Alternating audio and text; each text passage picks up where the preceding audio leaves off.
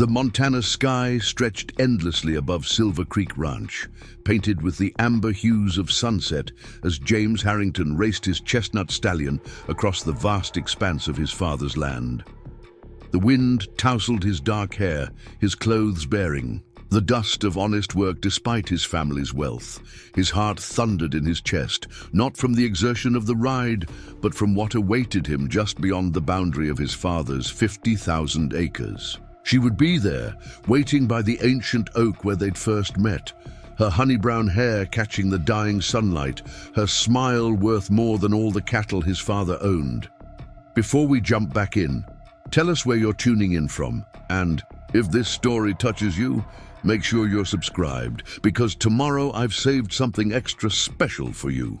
But tonight would be different. Tonight, James carried his grandmother's ring in his pocket, ready to ask Emily Walker to become his wife.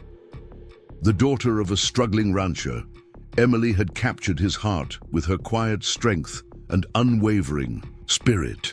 Their love had blossomed in secret meetings and whispered promises, away from the disapproving eyes of his father, Richard Harrington, the cattle baron of Montana Territory, who expected his only son to marry into wealth and status, not to a girl whose father could barely keep his small homestead afloat. Little did James know that as he raced toward his beloved, forces were already in motion that would test not just their love, but everything he thought he knew about Emily, her family, and even his own father's empire. The truth, when finally revealed, would shake the very foundation of the life he had planned and force him to decide what kind of man he truly wanted to be. The morning sun cast long shadows across the breakfast table at Silver Creek Ranch as Richard Harrington reviewed the latest cattle prices in the newspaper, his brow furrowed with concentration. The grand dining room, with its polished mahogany and imported china, stood as a testament to what he had built from nothing. 30 years ago, he had arrived in Montana Territory with just $200 in his pocket and an unrelenting ambition. Now, Silver Creek Ranch stretched farther than the eye could see, its herds numbering in the thousands. "You're up early," Richard commented as James entered the room, already dressed in work clothes. The father's keen eyes missed nothing, including the unusual spring in his son's step. "Meeting with the new ranch hands?" James nodded, avoiding his father's scrutinizing gaze. "Thought I'd show them the north pasture before it gets too hot." The lie tasted bitter on his tongue, but he had grown accustomed to half-truths these past months. He reached for a biscuit, trying to appear casual, despite the ring box that felt like it weighed 100 pounds in his pocket. "Good. Speaking of business, the Thorntons are joining us for dinner tonight. Their daughter Charlotte will be accompanying them." Richard folded his newspaper precisely, setting it beside his coffee cup. "She's just returned from finishing school in Boston. Quite accomplished, I hear." James stiffened, knowing exactly what his father was implying. "I have plans this evening. Cancel them." The words were soft, but carried the unmistakable tone of command that had built an empire. The Thorntons owned the largest bank in Helena. Their goodwill could be valuable, with the railroad negotiations coming up. "I'm not a pawn in your business dealings, father." James set down his coffee cup with enough force to send ripples across the surface. "And I won't be married off like one of your prized bulls." Richard's expression hardened. "You seem to forget that everything you enjoy, this house, your education, even that fine horse you're so fond of, comes from those business dealings you dismiss so easily." "I've worked this ranch since I was 12, James countered. "I've earned my place here, working alongside men I hired and paid." Richard leaned forward, his voice dropping. "Don't mistake privilege for achievement, son." The words struck like a physical blow. James pushed back from the table, his appetite gone. "I'll meet with the ranch hands," he said tersely, "but I won't be at dinner tonight." He strode from the dining room, past the portraits of Harrington men who had each added to the family's legacy.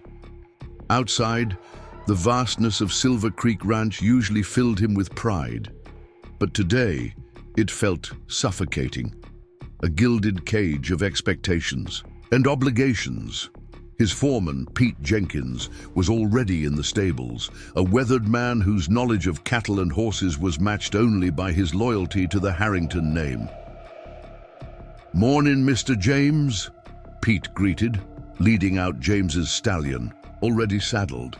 "Fine day for a ride," and James managed to smile. "That it is, Pete. I'll be checking the north pasture this morning." Pete's knowing eyes lingered on him a moment too long. "North pasture, eh?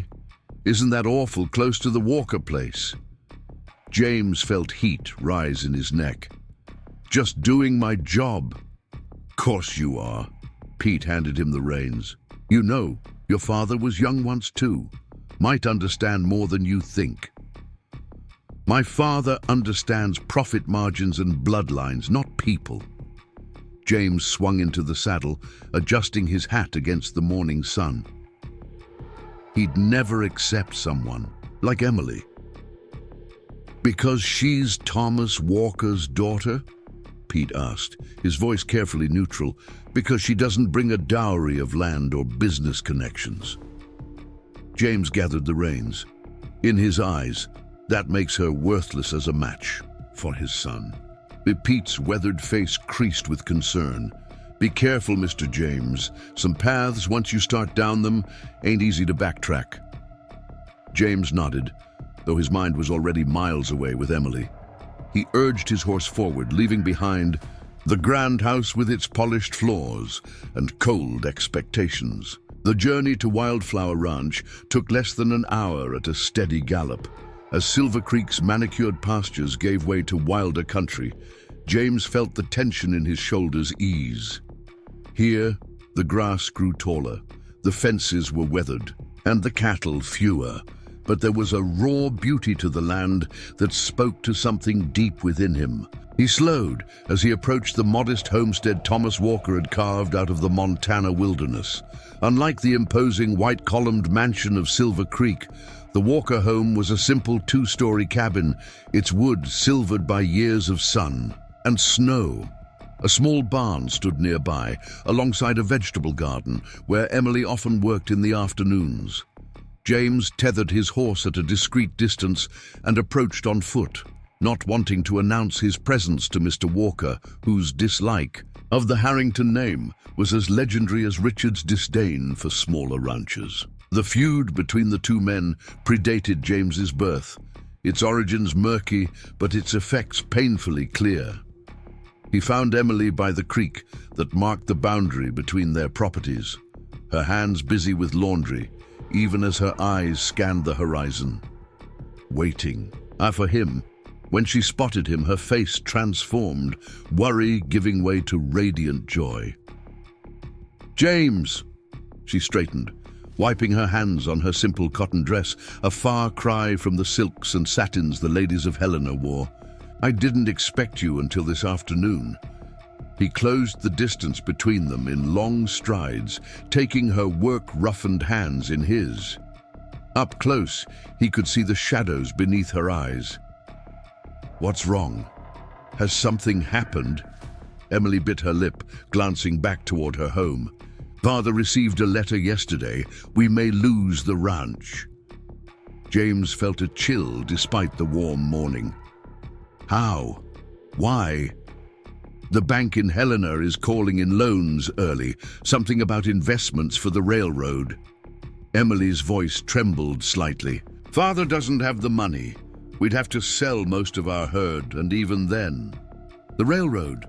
Preparing and narrating this story took us a lot of time, so if you are enjoying it, subscribe to our channel. It means a lot to us. Now back to the story. James's mind raced.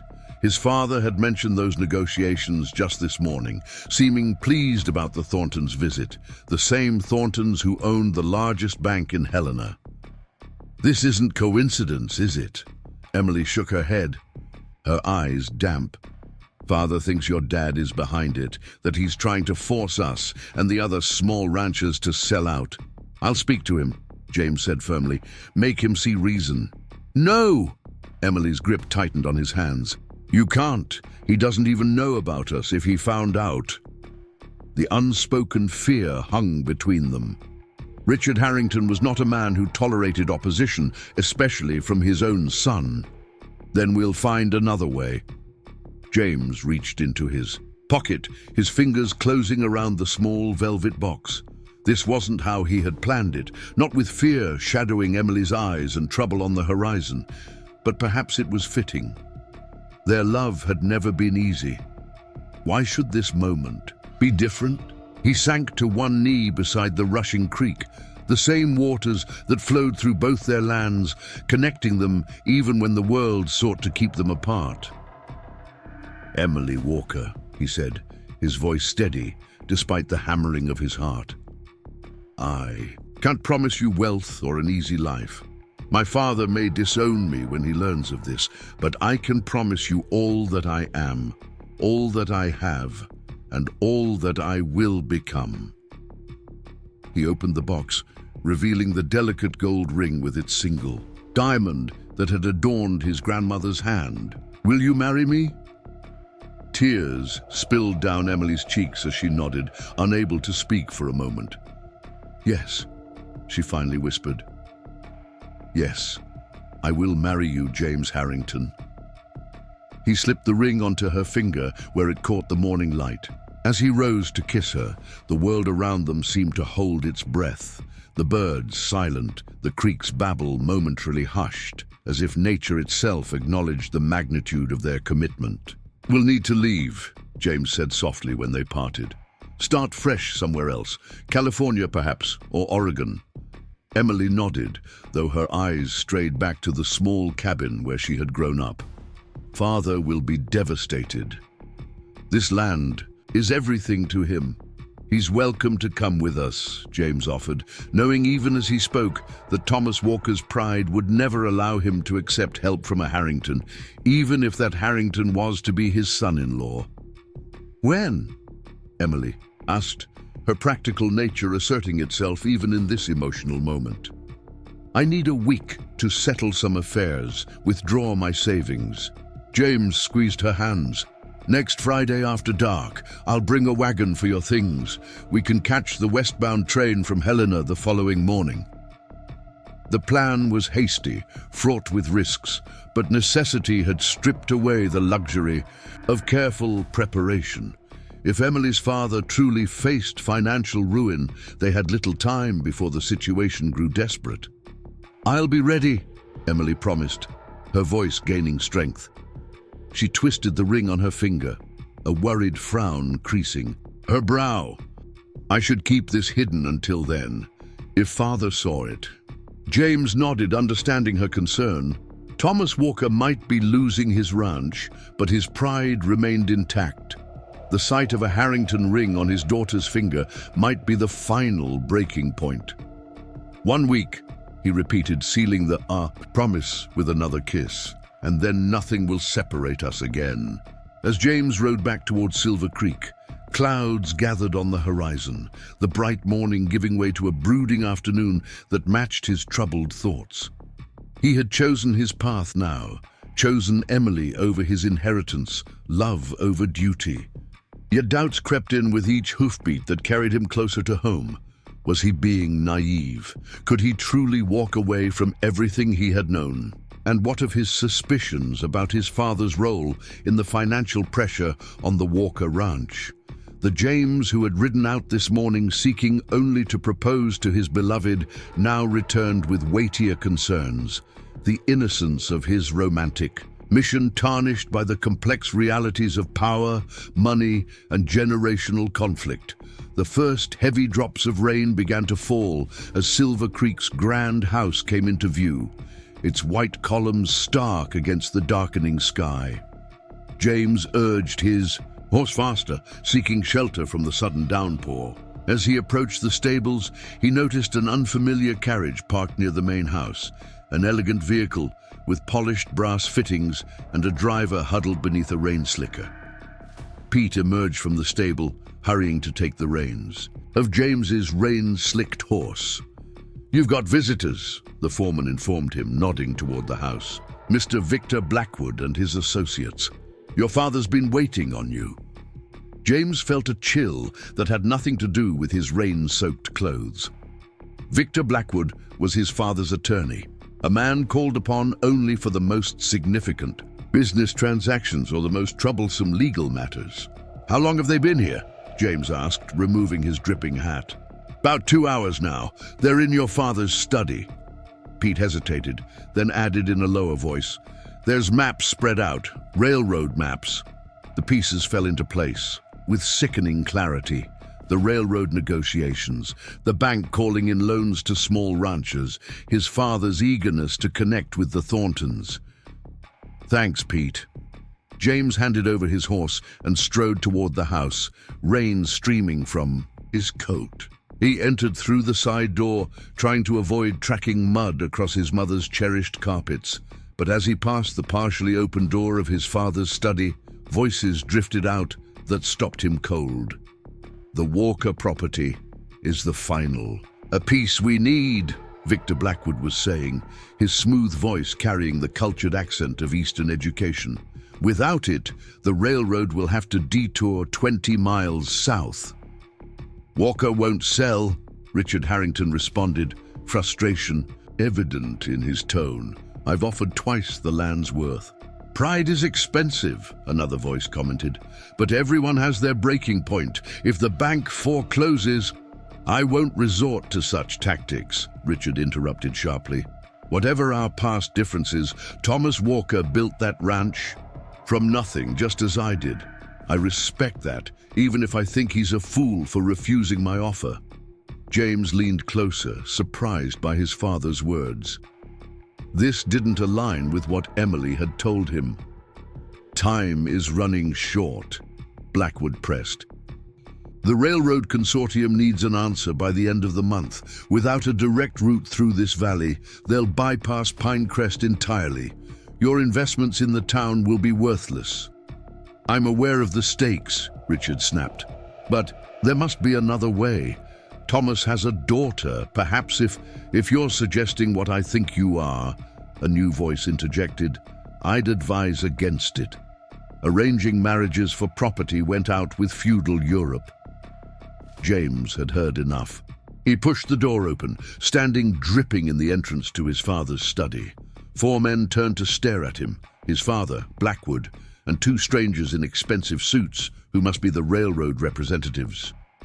"James," Richard acknowledged, him with a nod that didn't quite mask his irritation at the interruption. "You're soaked. We can speak later." "I'd like to speak now," James countered, stepping fully into the room. "About the Walker Ranch and why their bank loans are suddenly being called in." A flash of genuine confusion crossed Richard's face. "What are you talking about?" "Don't pretend innocence," James said, anger rising in his voice. "Emily told me everything. How you're trying to force her father off his land for your railroad deal." The silence that followed was broken only by the drumming of rain against the windows. Richard straightened, his expression hardening. "Emily," he repeated carefully, "you've been speaking with Thomas Walker's daughter?" James realized his mistake too late. In his anger, he had revealed the very secret he had been keeping for months, but there was no retreating now. "Yes," he admitted, "and I know what you're doing to her family." Victor Blackwood cleared his throat delicately.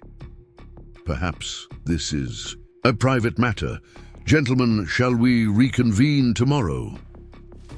He nodded to the railroad representatives who gathered their papers with the efficient movements of men accustomed to navigating awkward situations. As they filed out, Richard remained standing behind his massive oak desk, his eyes never leaving his son's face. When the door closed behind them, he spoke with dangerous quietness. "How long has this been going on?" James straightened. Water, puddling at his feet on the expensive carpet. 6 months, and before you ask, yes, it's serious. Richard's laugh held no humor. Serious? A dalliance with a penniless rancher's daughter? Don't be absurd. It's not a dalliance. James's hand went to his pocket, where the ring box had been that morning, now empty, its contents adorning. Emily's finger. I've asked her to marry me. The color drained from Richard's face. For a moment, he looked genuinely staggered. Then, his composure returned, harder and colder than before. You will do no such thing, he said with deadly calm. The Harrington name stands for something in this territory. I won't have you throw it away on some misguided romance. It's not your decision to make, James fired back. I'm 25 years old, not a child. Then stop acting like one. Richard slammed his palm on the desk. What can you offer this girl? Have you thought about that? Your entire life has been funded by this ranch, by my work. Without that, what are you? A cowboy with pretty manners and soft hands. The words cut deeper than James wanted to admit. I'll find work. I'm not afraid of starting over. Richard's expression shifted, calculation replacing anger. And what of your mother, your sisters back east at school, the 50 families who depend on Silver Creek for their livelihood? Are you prepared to abandon them all for this girl? That's not fair, James protested, though doubt had begun to creep in. Life isn't fair, Richard replied evenly. That's the first lesson any rancher learns. He moved around the desk, closing the distance between them. As for the Walkers' financial troubles, I had nothing to do with that. If their loans are being called in, it's news to me. James wanted to believe him, but years of watching his father's ruthless business tactics made trust difficult. Then who? Richard shrugged. Banking is a business like any other. The railroad's coming has made land values volatile. Perhaps the Thorntons are protecting their investments. He paused, studying his son with new intensity.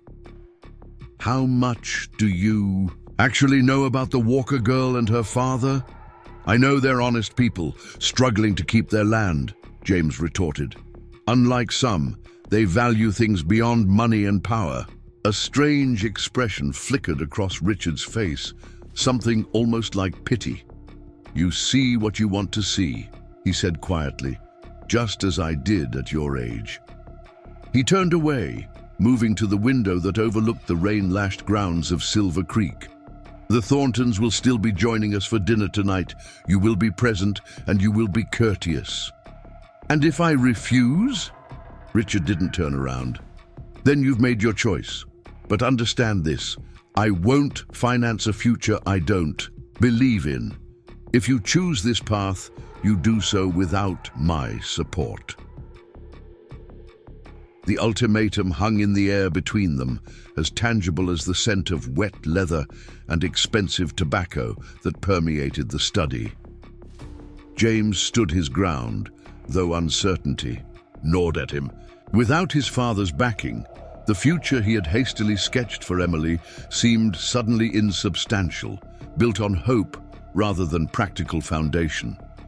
I've already made my choice, he said finally, the words tasting of both freedom and fear. I'll be gone by the end of the week. Richard turned then, his expression unreadable. So be it. He returned to his desk, pulling paperwork toward him with deliberate movements that signaled the conversation was over. Close the door on your way out. James hesitated, a lifetime of complicated love and respect for his father, warring with his newfound determination. But Richard had already dismissed him, his attention fixed on the documents before him, his broad shoulders rigid with suppressed emotion. Without another word, James stepped back into the hallway, closing the heavy oak door behind him. The sound echoed through the grand house like the period at the end of a sentence, final and irrevocable. Outside, the rain continued to fall, washing away the dust of the day and the certainty of the future he had planned that morning. In just a few hours, everything had changed. He had proposed to Emily, defied his father, and set himself on a path that would forever alter the course of his life. As he climbed the stairs to change out of his wet clothes, James couldn't shake the strange note in his father's voice when he'd asked about Emily and Thomas Walker. It wasn't just anger or disappointment. There had been something else there, something that nagged at him like a splinter beneath the skin. What didn't he know about Emily's family? And why did it matter so much to his father? The questions followed him like shadows as thunder rolled across the Montana sky, heralding a storm that was only beginning to break. The grandfather clock in the hallway struck 7 as James descended the stairs, dressed in the formal attire his father expected for dinner guests. Each toll seemed to mark another moment of his remaining time at Silver Creek Ranch. His decision had been made, but the weight of it pressed upon him with every step. The dining room gleamed with polished silver and crystal, elaborate preparations for the Thornton family evident in every detail. Richard Harrington stood at the head of the table, engaged in conversation with Howard Thornton, a portly man whose banking success was reflected in his gold watch chain and confident bearing. Mrs. Thornton, a slender woman with carefully arranged grey-streaked hair, examined the china with practiced appreciation, and beside her stood Charlotte Thornton. James had to admit she was beautiful in the refined way of Eastern society, tall and graceful, with porcelain skin and auburn hair arranged in an elaborate style that must have taken hours to perfect. Her deep green dress had clearly been made. In New York or Boston, its fabric and cut far too sophisticated for rural Montana. "Ah, James," Richard called, his voice carrying the forced joviality he reserved for business associates. "Come meet our guests." The introductions proceeded with stiff formality, Charlotte offering her gloved hand with practiced poise. "Mr. Harrington," she murmured, "your father speaks highly of you." "Does he?" James couldn't resist the small barb, though he kept his smile firmly in place.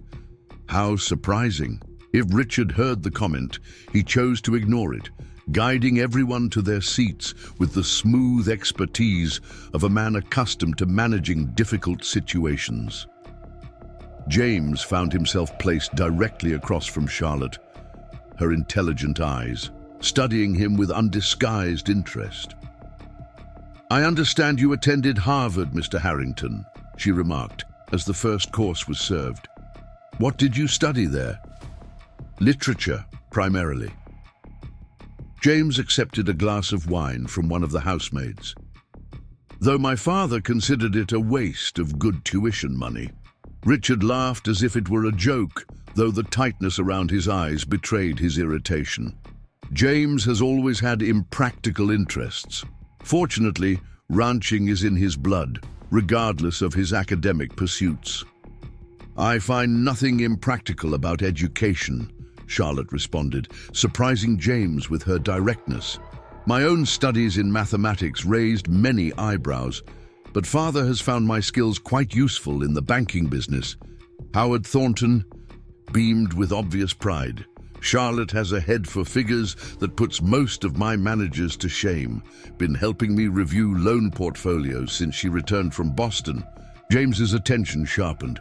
"Loan portfolios, including those for the smaller ranches around Pinecrest?" A flash of wariness crossed Charlotte's expression. "Among others, yes. The railroad development has necessitated a reassessment of many of our lending arrangements. Particularly for properties along the proposed route, I imagine," James pressed, ignoring his father's warning glance. Howard Thornton dabbed at his mouth with a napkin. "Naturally, land values are fluctuating dramatically. It would be irresponsible not to protect our depositors' interests. Even if that means forcing families off land they've worked for generations." An uncomfortable silence fell over the table. Mrs. Thornton looked scandalized, while Richard's face had hardened into a mask of controlled anger. "Perhaps we could discuss more pleasant topics," Richard suggested with dangerous politeness. "Charlotte, I understand you're quite accomplished on the piano." The young woman inclined her head in acknowledgement, though her eyes remained on James with new interest. "I would be happy to play after dinner," she offered, "though I suspect Mr. Harrington and I have more pressing matters to discuss first." The meal proceeded with superficial conversation that James barely followed, his mind torn between thoughts of Emily and growing suspicions about the Thorntons' role in the Walker family's financial troubles. When the dessert plates were finally cleared, Richard suggested the gentleman retire to the study for brandy.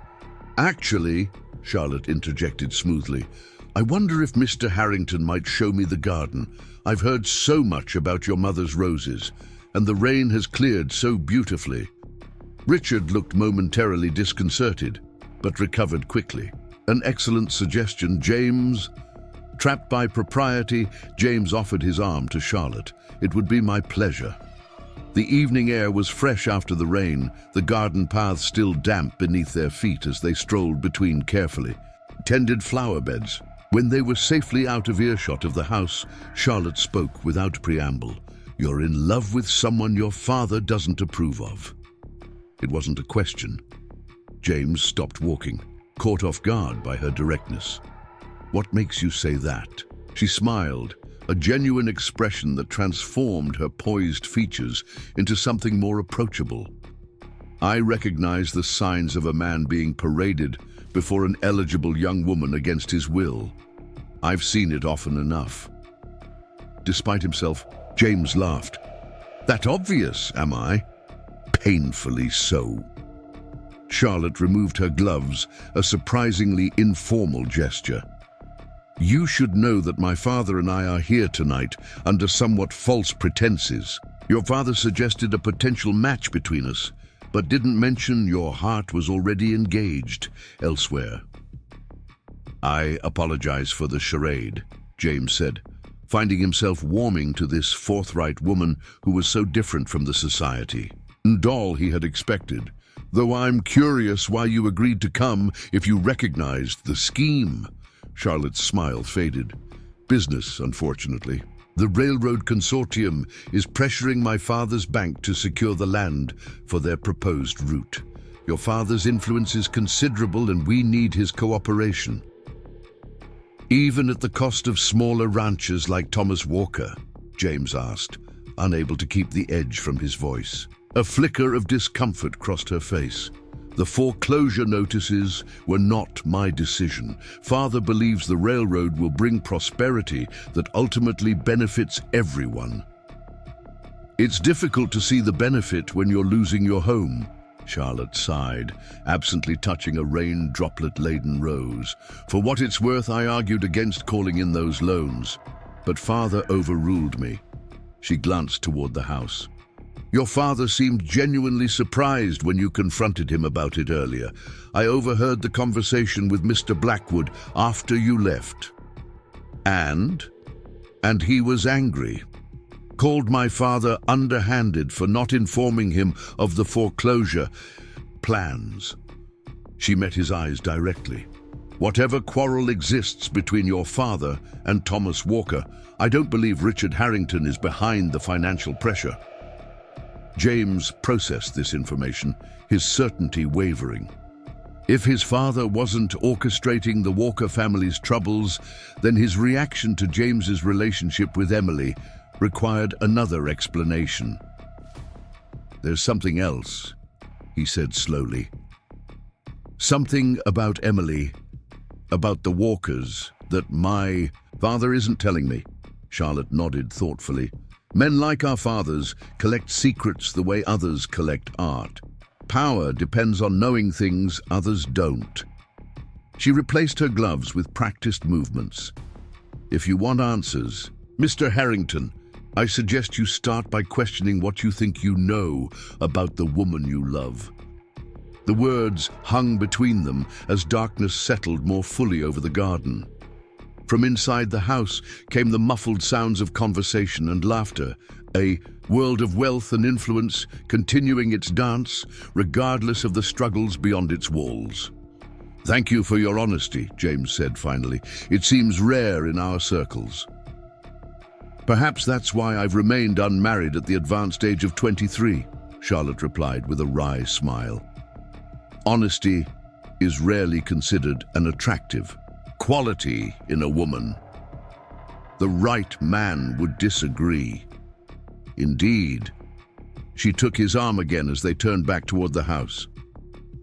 "I hope you find happiness with your Emily, Mr. Harrington. And I hope our father's business dealings don't cost her family their home." The evening concluded with stilted politeness, Charlotte performing a Chopin nocturne on the parlor piano with flawless technique, the Thorntons departing with promises of future social engagements that James knew he would never attend. His father retired to his study without further confrontation, leaving James alone with his thoughts and Charlotte's unsettling suggestion. Question what you think you know about the woman you love. Sleep eluded him that night, his mind churning with contradictions and suspicions. By dawn, he had made his decision. Before seeing Emily again, before making any irreversible moves, he needed to uncover the truth his father was hiding. The family records were kept in a small room adjoining Richard's study. Financial ledgers, correspondence, and personal documents accumulated over decades of building the Harrington legacy. James had rarely had reason to examine them, but now he slipped into the room as the household began to stir, hoping to find answers before his father came downstairs. The cabinets were organized with Richard's characteristic precision, each drawer labeled by year and content. James began with the most recent documents, working backward through property acquisitions, cattle sales, and banking records. Nothing seemed relevant until he reached papers dating back some 25 years, around the time Richard had first established Silver Creek Ranch. One ledger caught his attention, its binding more worn than the others, its pages dog-eared with frequent consultation. Inside, James found records of loans and repayments, but unlike the ranch's official financial documentation, these appeared to be personal transactions between his father and various individuals. Midway through the ledger, a name leapt from the page: Thomas Walker. James stared at the entry, dated 24 years earlier. According to the ledger, his father had loaned Walker a substantial sum, enough to purchase land and cattle stock. The terms were generous, the interest minimal. Most surprising was a notation in his father's precise handwriting: non-recoverable. Consider debt satisfied in full. It made no sense. If Richard had financially supported Walker in establishing his ranch, why the subsequent decades of animosity? And why would his father simply write off such a significant loan? Further searching revealed a stack of correspondence tied with faded ribbon. James hesitated, knowing he was crossing a boundary by examining his father's private letters, but his need for answers outweighed his scruples. The letters were from a woman named Margaret, their contents increasingly desperate as they chronicled illness, financial hardship, and finally, a plea for help with a young child. The final letter in the stack, its paper thin with age, contained words that sent a chill through James. "I cannot keep this secret any longer. Emily deserves to know her true parentage. Thomas has been a loving father to her these past years, but your daughter should know who she really is." James sat back, the letter trembling in his hands. The implications were staggering. If these letters were genuine, if the Margaret who wrote them was Emily's mother, then Emily Walker was not simply the daughter of his father's business rival. She was his half-sister. The door to the records room opened suddenly, revealing Richard Harrington. His expression shifted from surprise to resignation as he took in the scattered documents and the letter in James's hands. "I should have known you'd look here," he said quietly, closing the door behind him. "You always were too curious for your own good." James rose slowly, the letter still clutched in his grip. "Tell me this isn't true." Richard sighed, suddenly looking older than his 55 years. "Sit down, James. It's time you knew the truth." The study felt too small for the weight of the conversation as Richard poured 2 glasses of whiskey, despite the early hour, handing one to James before settling into his leather chair. Outside, Silver Creek Ranch was coming alive with morning activity. Horses being exercised, cattle driven to fresh pasture, the everyday business of the empire Richard had built, continuing without pause. Margaret Walker was Thomas's wife, Richard began, his voice steady. We met when I first came to Montana Territory before I had anything more than dreams and determination. She was. He paused, searching for words. She was extraordinary, intelligent, fearless, too good for the hard life of a homesteader.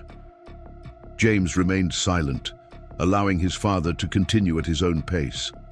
Thomas was away much of that first year, working railroad construction to earn money for their land claim. Margaret and I grew close, too close. Richard stared into his whiskey. When I realized she was with child, I tried to convince her to leave with me, to start a new life elsewhere, but she refused.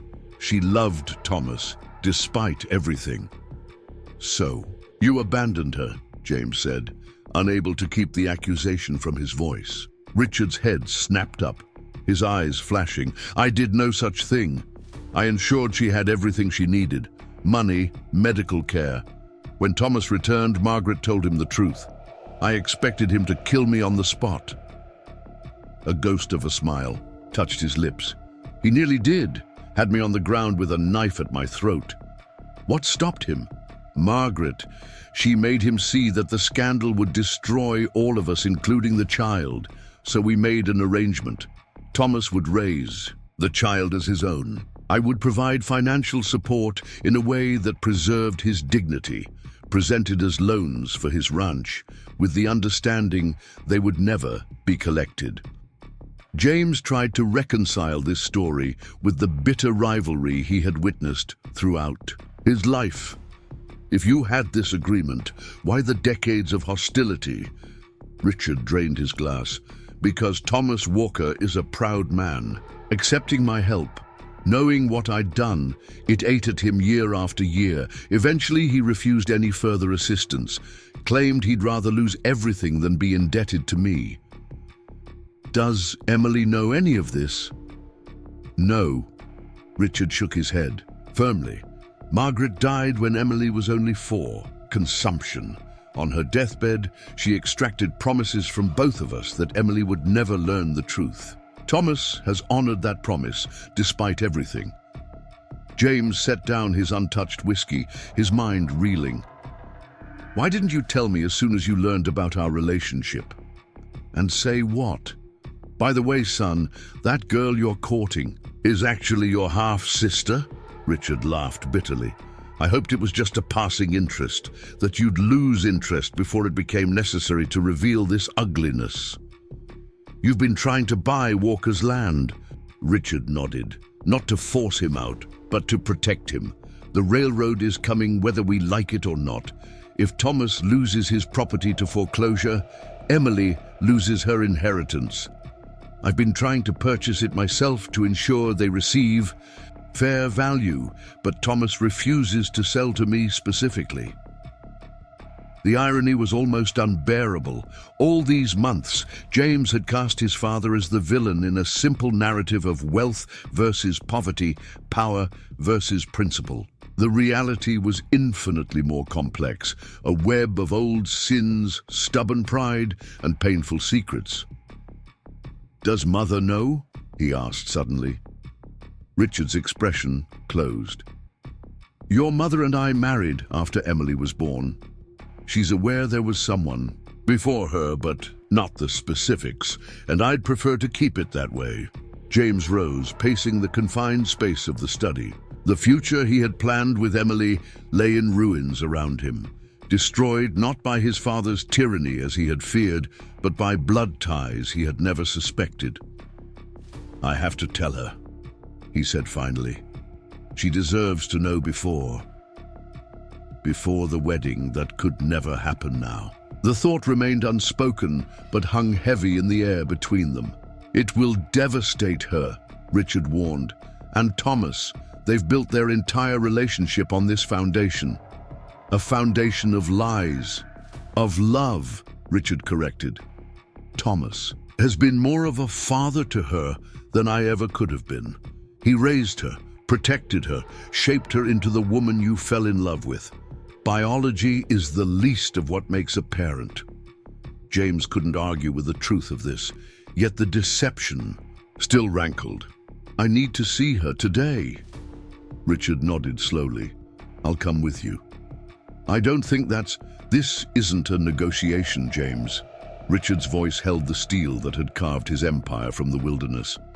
If we're going to destroy the life Thomas and Emily have built, the least I can do is face them myself when we do it. The journey to Wildflower Ranch seemed both too long and too brief, each mile bringing them closer to a conversation that would forever alter multiple lives. They rode in silence, Richard leading the way along trails he clearly remembered despite years of avoided contact. The morning sun climbed higher, burning away the mist that clung to the valleys and revealing the stark beauty of the Montana landscape.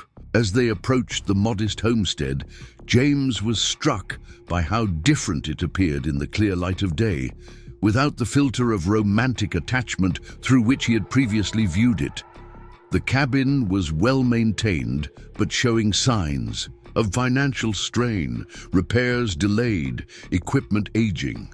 Thomas Walker had clearly been struggling longer than James had realized.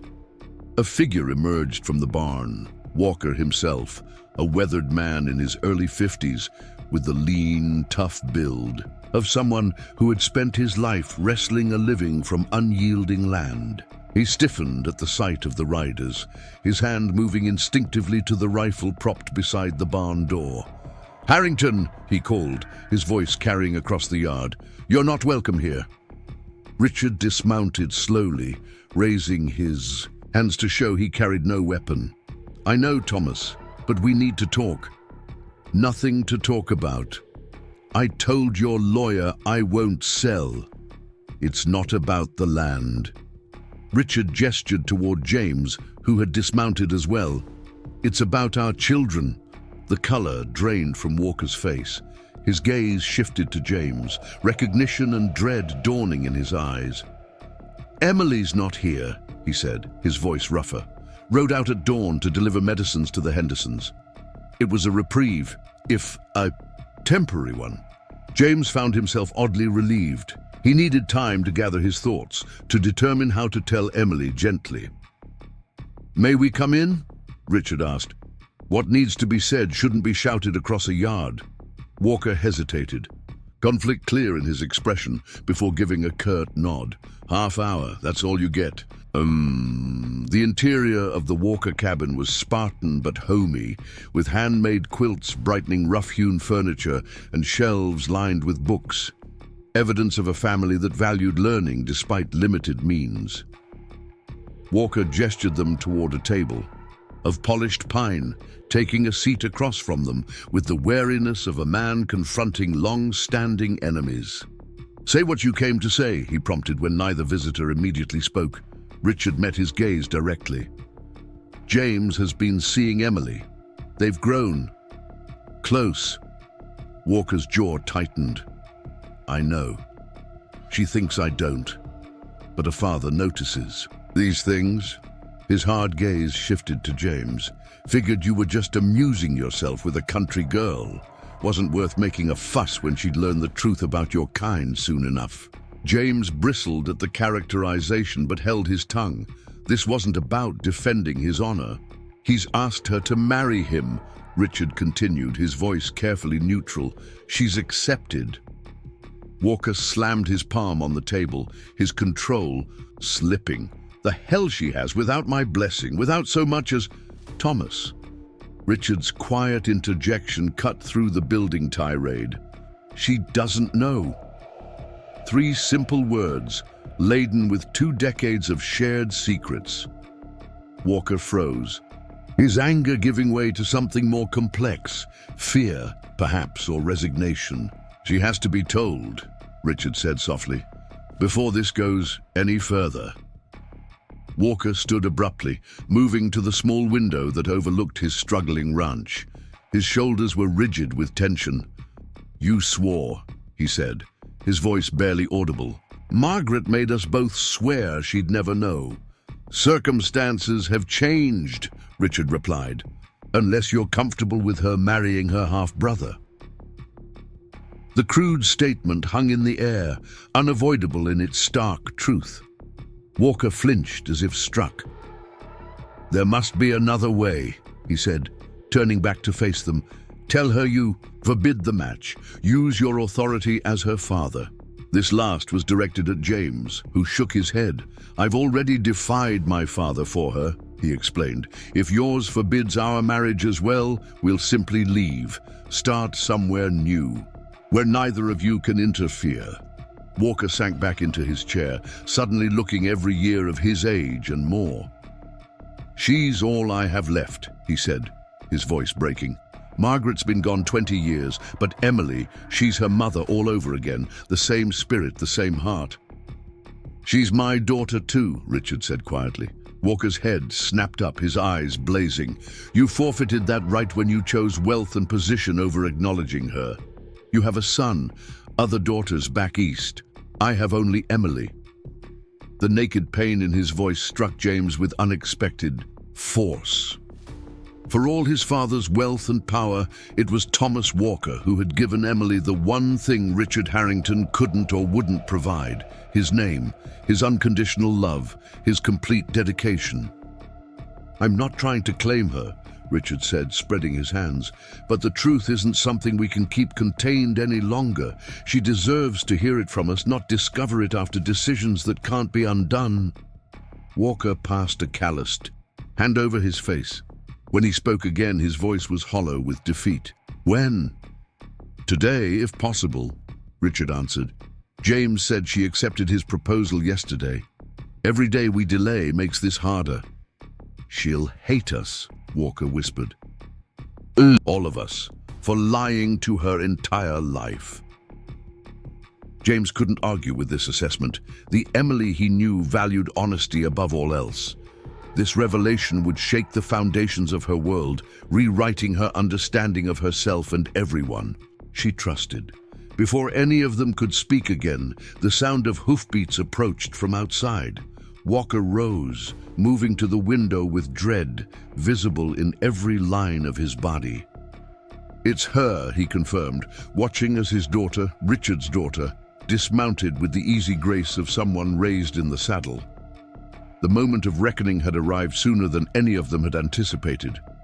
James stood, his heart pounding against his ribs. He had imagined many challenges in loving Emily Walker, but never this, never the impossible biological barrier that no amount of love or determination could overcome. The cabin door swung open, and Emily stepped inside, her cheeks flushed from her ride, her honey-brown hair escaping its practical braid. She froze at the threshold, taking in the unexpected gathering with visible confusion.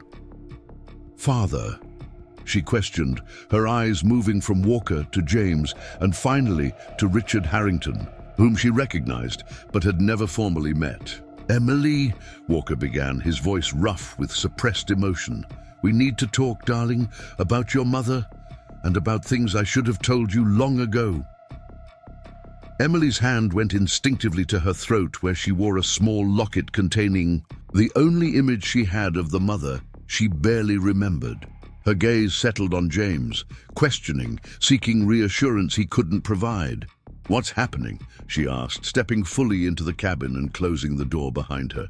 "James, why are you here with your father?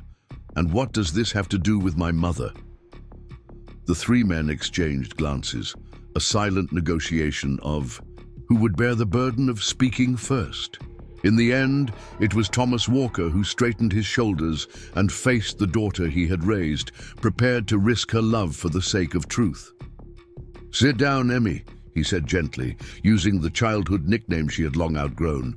"There's something you need to know about who you are, about who we all are to each other."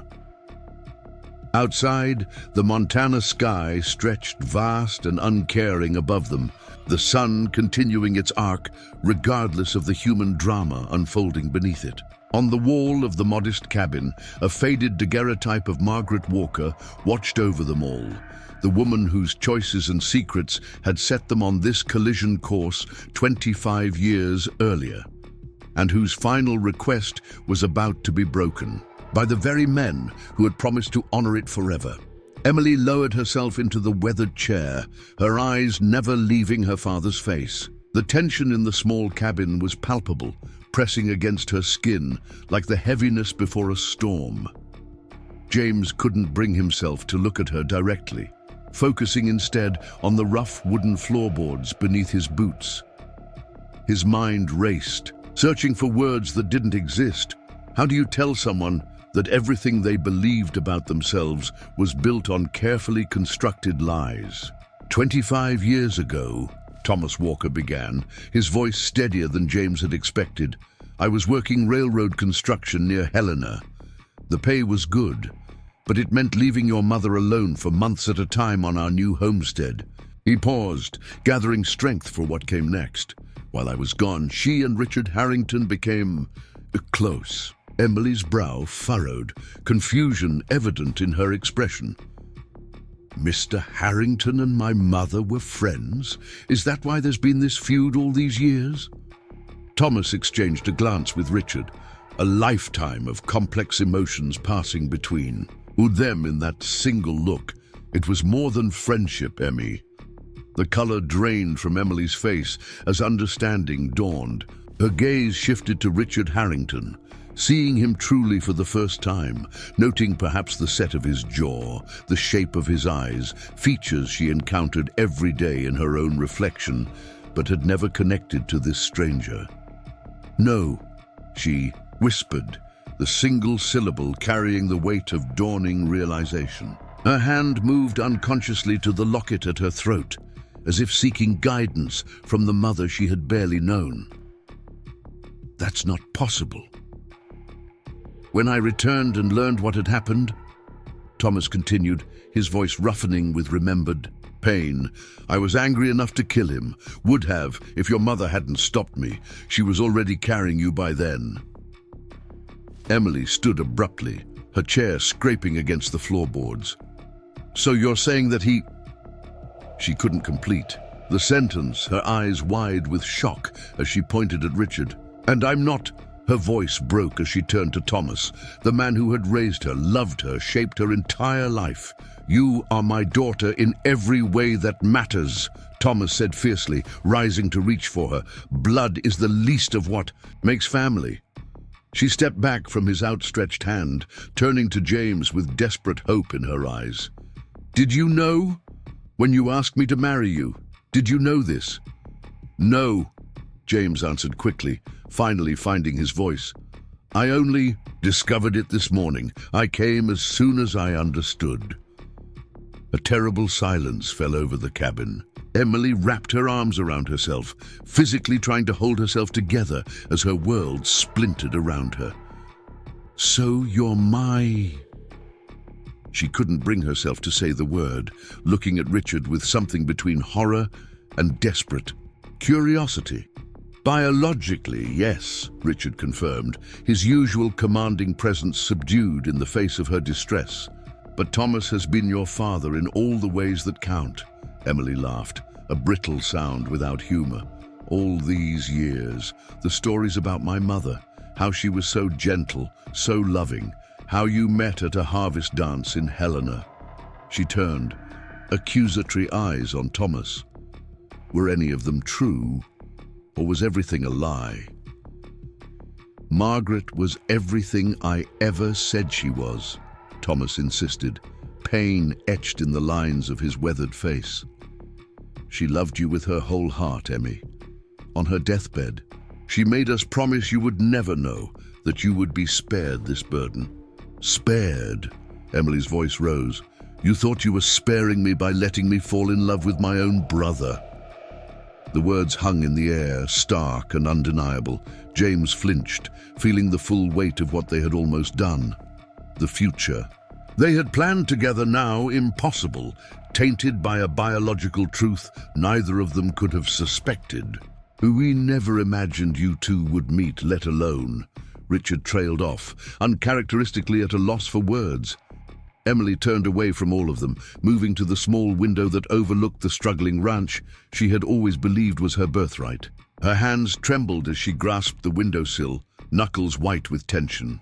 "All my life I've known exactly who I was," she said softly, her voice threaded with a new maturity that came from hard truth. Thomas Walker's daughter, a rancher's child, someone who belonged to this land, this life. She turned back to face them, tears streaming unchecked down her face. "Now I don't know who I am anymore." "You're still Emily Walker," Thomas said, his voice breaking. "Still the same person you've always been." "Am I?" She shook her head, backing toward the door. "I need air. I need to think." Before any of them could react, she was gone, the cabin door banging behind her. Through the window, James watched her run to the stables, her figure blurred by distance and the gathering tears in his own eyes. "Let her go," Thomas said when James moved to follow. "She needs time." The three men sat in heavy silence, united in their concern for Emily, yet divided by decades of complicated history. Finally, Richard spoke. "I never intended this," he said quietly. "Any of it. When Margaret chose to stay with you, I respected that decision. I built my own life, married, had other children, but I never forgot Emily was out there." "Is that why you've been trying to buy my land?" Thomas asked, bitterness edging his voice. "Some misguided attempt to provide for her without acknowledging her?" Richard's expression remained carefully neutral. "Partly. The railroad coming through creates genuine opportunity, but it also puts your property at risk. I've been trying to protect her inheritance in my own way." "By taking it from me?" Thomas scoffed. "Some protection. By paying you 3 times what it's worth," Richard countered, "ensuring you both would be secure, regardless of what happens with the bank loans." "I don't want your money," Thomas growled. "Never have. This isn't about your pride anymore, Thomas. It's about Emily's future." James had heard enough. While the 2 older men argued over land and money and old wounds, Emily was out there alone, her entire identity shattered. He stood, drawing their attention. "I'm going after her," he announced. "You two can continue fighting over the past if you want, but Emily needs someone right now, and neither of you seems capable of putting her first." Without waiting for their response, he strode from the cabin into the bright Montana day. The stables were empty. Emily had already gone.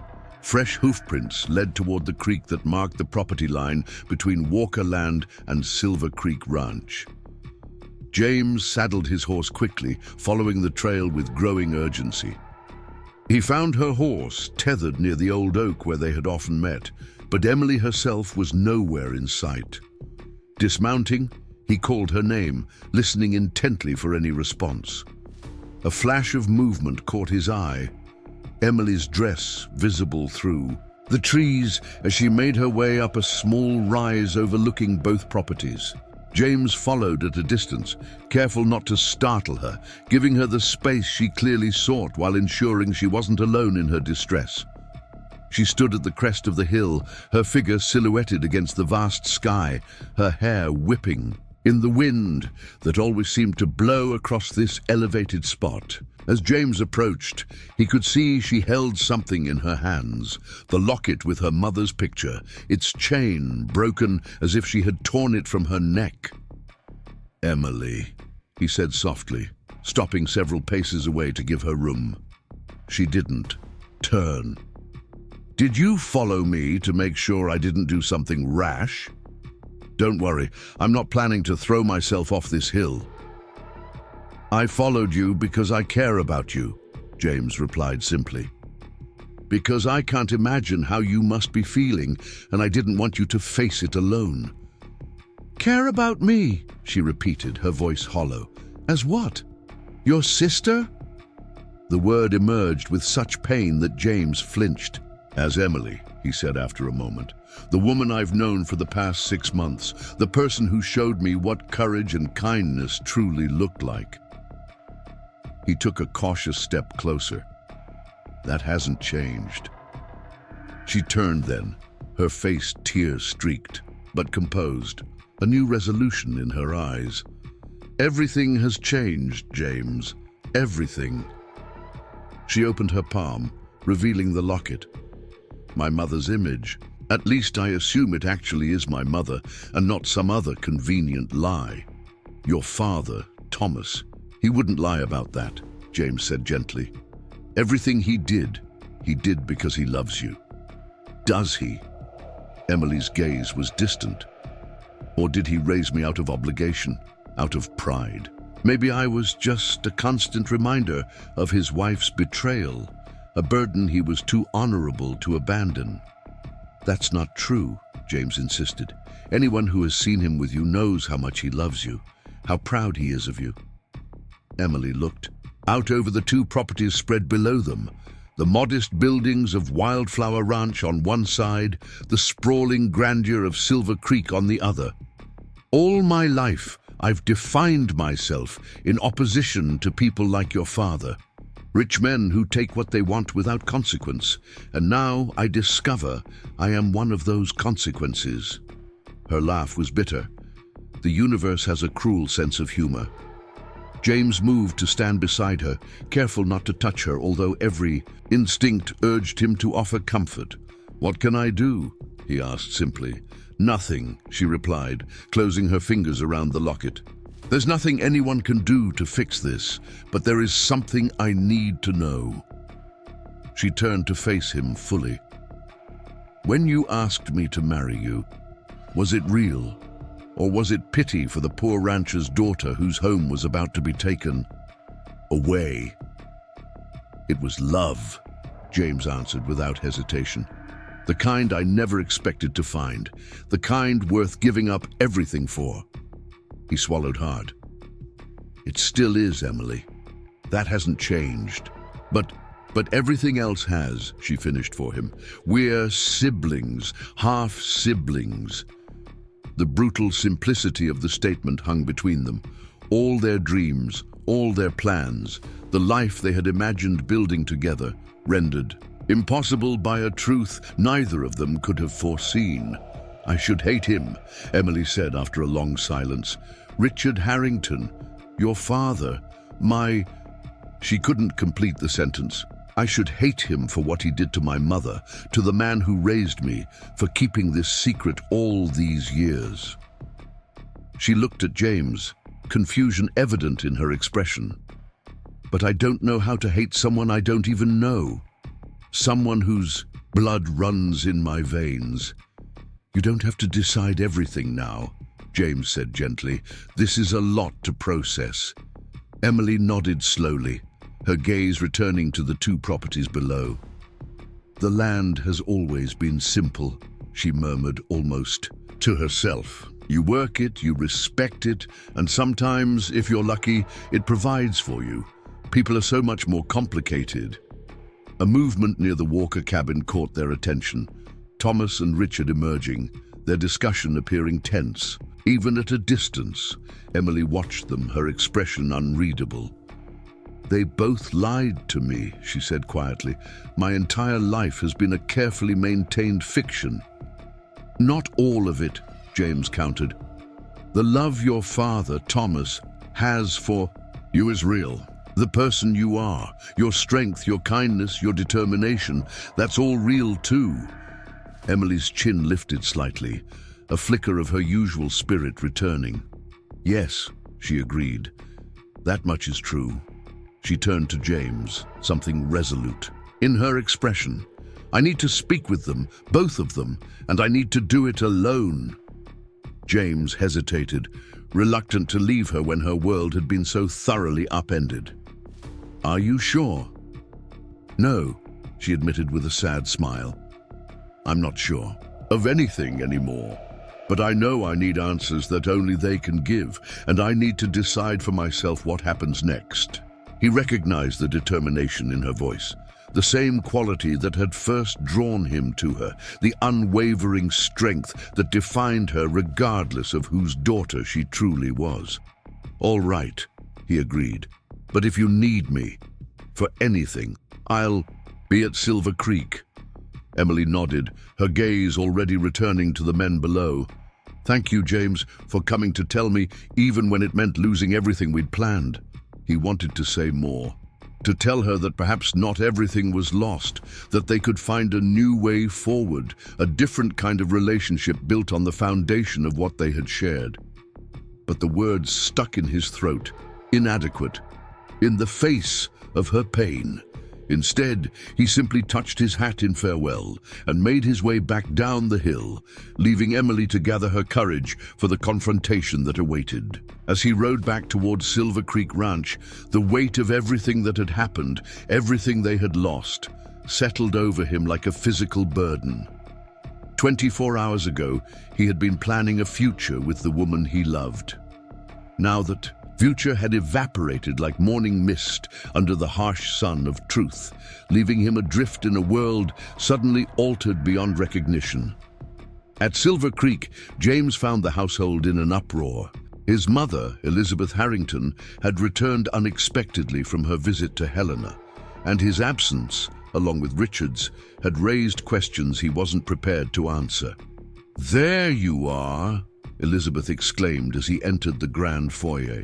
A tall, elegant woman with silver-threaded dark hair, she possessed the poise that came from decades as the wife of the territory's most influential rancher. "Where is your father? Pete said you both rode out at dawn." James removed his hat, searching for words that wouldn't reveal too much. He had business to attend to. He should be back soon. Elizabeth's keen eyes assessed her son, noting the tension in his shoulders, the troubled expression he couldn't quite conceal. "What's happened, James? And don't tell me it's nothing. I've known you since before you drew breath."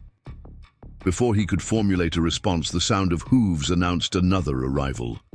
Through the window, James saw his father dismounting, his expression grim as he handed the reins to a waiting ranch hand. "Perhaps you should ask him," James suggested, seizing the opportunity to escape.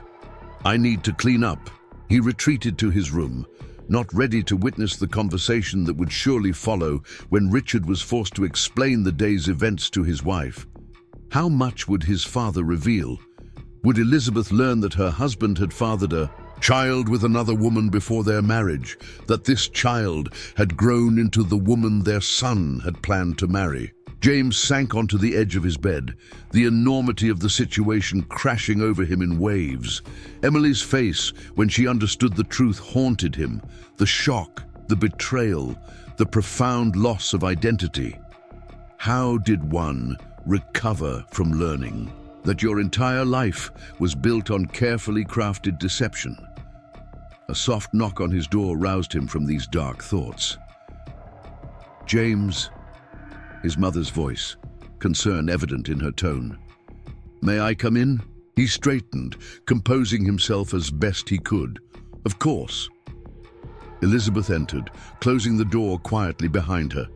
She crossed to sit beside him on the bed, a gesture reminiscent of his childhood, when she would comfort him after nightmares or disappointments. "Your father has told me everything," she said simply. James searched her face, expecting anger or hurt, but finding only a deep sadness and concern. "Everything?" She nodded. "About Emily Walker, about her mother, about your feelings for her." "I didn't know," James said quickly. "I would never have—" "Of course you didn't," Elizabeth interrupted gently. "None of this is your fault, James, nor is it Emily's."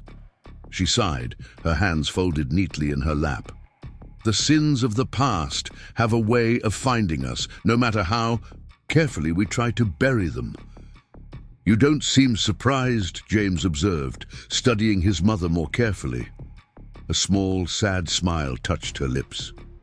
I've been married to your father for 24 years, James. Do you think I didn't know there was someone before me, someone who left a mark on him he could never quite erase? She shook her head slightly. I didn't know the details, that there was a child, that she was here in Montana. But I knew there were shadows in his past he kept from me. How can you be so calm about this? James asked, amazed by her composure in the face of such revelation.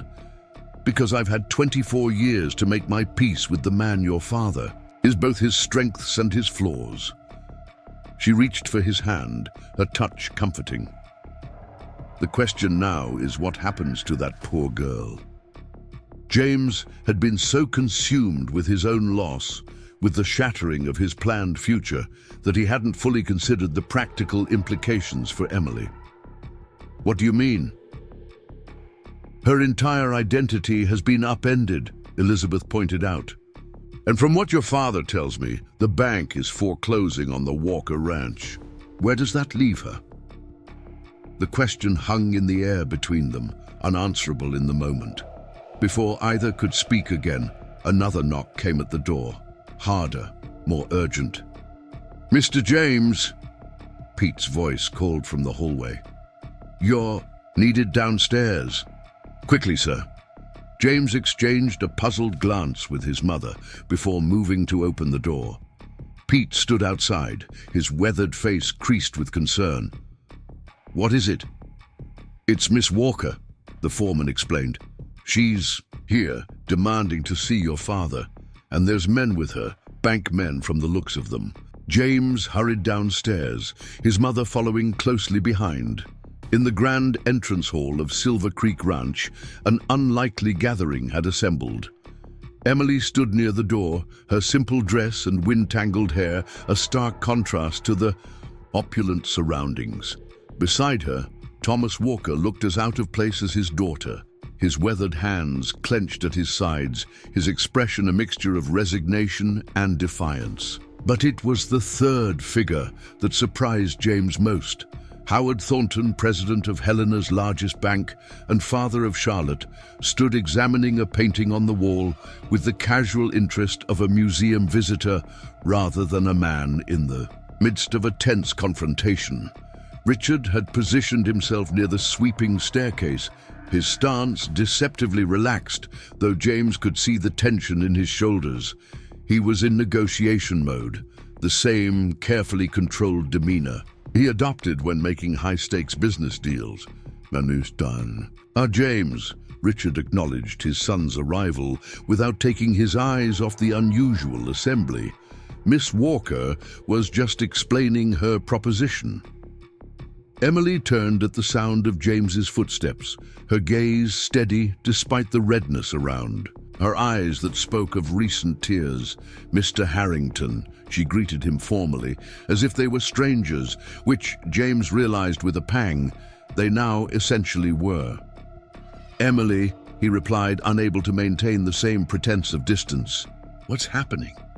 She lifted her chin slightly, a gesture he recognized from their many conversations, her way of gathering courage before taking a difficult stand. I've been speaking with my father, she said, with a pointed glance at Thomas that made it clear which man she still considered to hold that title.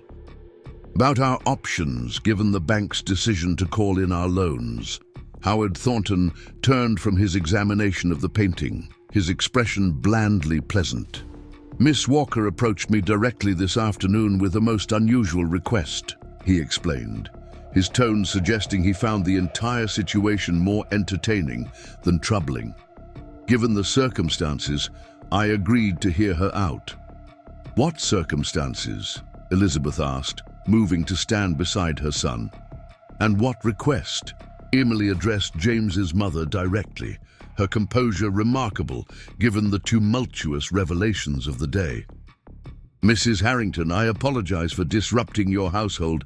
I don't believe we've been properly introduced, though I've recently learned we share certain connections. A flicker of pain crossed her expression before she masked it. I'm Emily Walker. Understanding dawned in Elizabeth's eyes as she regarded the young woman who was, biologically at least, her husband's daughter. James watched his mother carefully, amazed when she stepped forward and extended her hand with genuine warmth. "Miss Walker," she said simply, "I wish we were meeting under better circumstances." Emily accepted the handshake, visible relief in her eyes at this unexpectedly gracious reception. She turned back to address the room at large. "As I was explaining to Mr. Harrington, to Richard," she corrected herself, the name clearly uncomfortable on her tongue, "I've proposed a solution that might resolve several problems at once." "Go on," James encouraged, when she hesitated. Emily drew a deep breath. "The railroad needs a direct route through this valley. That requires both Wildflower Ranch and a portion of Silver Creek land." She gestured toward Thornton. "Mr. Thornton has agreed to restructure our loans, allowing us to keep the ranch if we provide right-of-way access for the railroad." Richard's expression remained carefully neutral. "And how does this involve Silver Creek? We've already negotiated our terms with the railroad consortium." "Those terms assumed the Walker property would be acquired either by purchase or foreclosure," Thornton interjected smoothly. "Miss Walker's proposal creates a more direct route that would require a different portion of your land, specifically the south pasture adjacent to the Walker property line." James began to understand the complexity of what Emily was suggesting. The south pasture was some of Silver Creek's most valuable grazing land, crucial to the operation of the ranch during winter months when higher elevations were snowed in. "You're asking me to sacrifice prime cattle land for this right-of-way?" Richard asked, his voice deceptively calm. "Land we need." "I'm asking you to consider a fair exchange," Emily countered, her confidence growing as she spoke. "The railroad pays Silver Creek for the south pasture land at market value. In return, Wildflower Ranch grants Silver Creek grazing rights on our North Ridge during winter months, land your cattle can't currently access." The proposal was clever, a genuine compromise that allowed both ranches to maintain viability, while accommodating the railroad's needs. James found himself admiring Emily's strategic thinking, especially given the emotional upheaval she had endured only hours earlier. "And what do you get out of this arrangement, Mr. Thornton?" Richard asked, ever the businessman looking for hidden motives. The banker smiled blandly. "A satisfied railroad consortium, which means continued investment in Helena's growth, and the avoidance of a potentially messy foreclosure that would benefit no one." Thomas Walker, who had remained silent throughout this exchange, finally spoke. "It wasn't my idea," he said gruffly, addressing Richard directly. "Emmy came up with it all herself. Said if she's going to be a Harrington by blood, she might as well think like one when it comes to business." A look passed between the two men. Mutual respect mingled with decades of complicated history. For the first time, James could see beyond their animosity to the young men they must have been 25 years ago, both in love with the same woman, both shaped forever by the choices made in that long-ago time. "What do you say, Mr. Harrington?" Emily asked, her voice steady despite the enormity of what hung in the balance. "Do we have an agreement?" Richard studied her for a long moment, something like pride flashing in his eyes before he masked it. "The details would need to be formalized," he said finally. "Property boundaries clearly established, grazing rights explicitly outlined." "Of course," Emily agreed. "Mr. Thornton has offered to have his bank's attorneys draw up the necessary documents." Thornton nodded confirmation. "By the end of the week, if all parties are amenable." Richard looked to Thomas, an unspoken question in his expression. Walker nodded once, tersely but definitively. "Very well," Richard decided. "We have an agreement in principle, pending review of the final documentation." The tension in the room eased slightly, though the underlying currents of emotional complexity remained. Emily had successfully negotiated a solution to the immediate crisis, but the personal ramifications of the day's revelations were far from resolved. "Perhaps we could all use some refreshment," Elizabeth suggested, her natural grace as hostess asserting itself. "I'll have tea brought to the parlor." "Ma." The unlikely group moved toward the formal sitting room, the surreal nature of the situation not lost on James. Yesterday, the idea of Thomas Walker setting foot inside Silver Creek Ranch would have been unthinkable.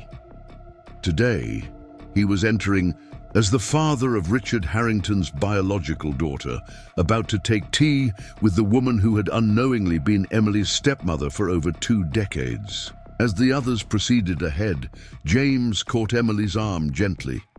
"Are you all right?" he asked quietly. "This morning, you learned your entire life was built on a lie, and now you're negotiating land deals with the man who kept that secret from you." A complicated smile crossed her face. "I'm not all right," she admitted in a whisper. "I don't know if I ever will be again. But I won't let this destroy everything my father, Thomas, has built, and I won't give anyone the satisfaction of seeing me fall apart."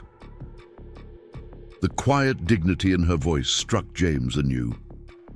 Whatever happened next, Emily Walker had demonstrated a strength of character that transcended bloodlines and upbringing. "You're remarkable," he said simply. Pain flashed in her eyes. "Don't," she warned. "Don't look at me like that anymore. We can't—" She broke off, unable to complete the thought. "I know," James acknowledged, stepping back to restore the necessary distance between them, "but that doesn't make it any less true." As they joined the others in the parlor, the late afternoon sun slanted through the tall windows, casting long shadows across the polished floor. The air was thick with unspoken questions, with grief for what might have been and uncertainty about what would come next. For the moment, they had found a practical solution to the immediate crisis of the Walker Ranch and the railroad's demands. But the deeper wounds inflicted by decades of secrets and lies would not heal so easily. Elizabeth poured tea with steady hands, maintaining the social forms that had guided her life as Richard Harrington's wife. Thomas Walker sat uncomfortably on the edge of a brocade chair, looking as if he expected to be ejected from this foreign world at any moment. Howard Thornton observed it all with the detached interest of a man accustomed to witnessing human drama but rarely participating in it. And in the midst of this unlikely gathering, Emily and James maintained a careful distance from each other, bound by a connection that could never be what they had hoped, yet could never be entirely severed. Either half-siblings by blood, former lovers by cruel circumstance, there was no social convention, no easy path forward for the relationship they now found themselves navigating. As the formal pleasantries continued around them, James caught Emily's gaze across the parlor. In that moment of silent connection, he saw both the woman he had fallen in love with and the sister he had never known he had, a duality that would shape both their lives in ways neither could yet fully comprehend. 3 days passed with the strained formality of a ceasefire, tentative steps toward a new reality none of them had chosen. The attorneys from Helena arrived, spreading documents across Richard's study with meticulous precision. Property lines were redrawn, grazing rights outlined, railroad easements designated with the careful language of legal permanence. Emily attended each meeting, her quiet intelligence guiding decisions with a maturity that belied her 22 years. James watched from a careful distance, searching for ways to be useful without complicating an already complex situation. He found himself studying Emily with new eyes, noting the mannerisms she shared with his father, the tilt of her head when considering a difficult question, the subtle, stubborn set of her jaw when faced with opposition. How had he never noticed these similarities before? On the 4th afternoon, As they all gathered in Richard's study to sign the final agreements, a late spring storm rolled across the valley. Thunder rumbled in the distance as Howard Thornton adjusted his spectacles to review the documents one last time. "Everything appears to be in order," the banker announced, satisfaction evident in his tone. "The railroad consortium has agreed to these terms, contingent upon proper signatures from all parties." He slid the thick stack of papers toward Richard Harrington first. "If you would, sir."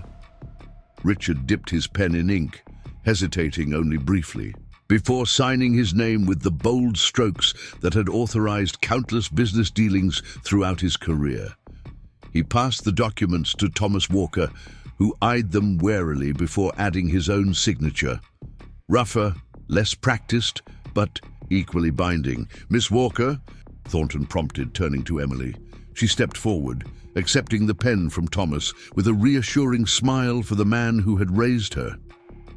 As she bent to sign, lightning flashed outside the window, illuminating her face in stark relief. In that brief, electric moment, the resemblance between Emily and Richard was undeniable. The same determined set of the mouth, the same focused intensity in their eyes. James wasn't the only one who noticed. Elizabeth Harrington, seated quietly in the corner of the study, drew a sharp breath, quickly masked by the rumble of thunder that followed. But Emily heard, glancing up to meet the older woman's gaze with a complex mixture of emotions: apology, curiosity, and something like longing. "That concludes our business," Thornton announced as Emily completed her signature. "The bank will release the updated loan documents to Mr. Walker by week's end, and payments to Silver Creek for the land purchase will be processed immediately." "And the railroad?" Richard inquired, his mind already moving to practical considerations. "When do they intend to begin construction?" "Survey teams will arrive next month," Thornton replied, gathering his papers with efficient movements. "Construction likely by midsummer." As the formal business concluded, an awkward silence descended. The practical matters that had occupied them for days were resolved, leaving only the personal complications that no legal document could address. Emily stood near her father. Thomas, the only father she had known for 22 years, her hand resting lightly on his arm in a gesture of solidarity. "I should return to the ranch," Thomas said gruffly, uncomfortable in the opulent surroundings of Silver Creek's main house, despite the days spent negotiating there. "Cattle won't feed themselves." "Actually," Elizabeth spoke up, surprising everyone, "I was hoping Miss Walker might remain for dinner." She rose gracefully, crossing to stand beside her husband. "We have much to discuss that has nothing to do with property lines or railroad easements." Emily hesitated, looking to Thomas with uncertainty. The weathered rancher nodded almost imperceptibly. "Go on, Emmy," he encouraged quietly. "I'll be fine on my own for one evening." "Are you certain?" she asked, concern evident in her voice. "Been feeding myself for 50 years, he replied, with a gruff attempt at humor. "Think I can manage one more night." The exchange revealed volumes about their relationship, her protective care for him, his willingness to set aside his own discomfort for her benefit. Whatever biology might say, the bond between them was undeniably that of father and daughter. "I'll see Mr. Walker out," James offered, sensing both men's need for a moment of privacy. As the others dispersed, Elizabeth guiding Emily toward the parlor, Thornton gathering his papers, Richard moving to pour himself a much-needed whiskey, James walked with Thomas Walker toward the main entrance of Silver Creek Ranch. "She's handling this better than anyone could expect," James observed as they reached the door. Walker snorted softly. "Always been stronger than she looks, just like her mother." Grief flickered across his weathered features at the mention of his long-dead wife. "Margaret would be proud of her." "For what it's worth," James said carefully, "I think you've done right by her. Emily is remarkable." The older man studied, him with narrowed eyes. "You still love her," he observed bluntly. James couldn't deny it. That doesn't change anything. We both know what's possible now and what isn't. Must be hard, Walker acknowledged, surprising James with this moment of empathy, finding and losing her in the same breath. For both of us, James replied, but Emily is the one bearing the heaviest burden in all this. Walker nodded, adjusting his hat as he prepared to depart. Take care of her, he said gruffly. Not, well, you know, but as family, she deserves that much. I will, James promised. We all will. As Walker mounted his horse, the rain that had threatened all afternoon finally began to fall. Gentle at first, then steadily increasing. James watched the rancher ride away, a solitary figure diminishing. In the distance, returning to the modest homestead that had shaped Emily's childhood. Inside, James found Emily seated in the formal parlor with Elizabeth, an untouched cup of tea before her. His mother was speaking softly, her usual composure softened by genuine concern. I don't mean to intrude, James said from the doorway, hesitant to interrupt. Not at all, Elizabeth assured him, gesturing to a nearby chair. Join us. I've been suggesting to Miss Walker that she might consider staying at Silver Creek for a few days. The road to Wildflower Ranch becomes treacherous in heavy rain. Emily looked uncertain, her fingers worrying the edge of her saucer. Chiquil d'accendo tido. That's very kind, but I wouldn't want to impose.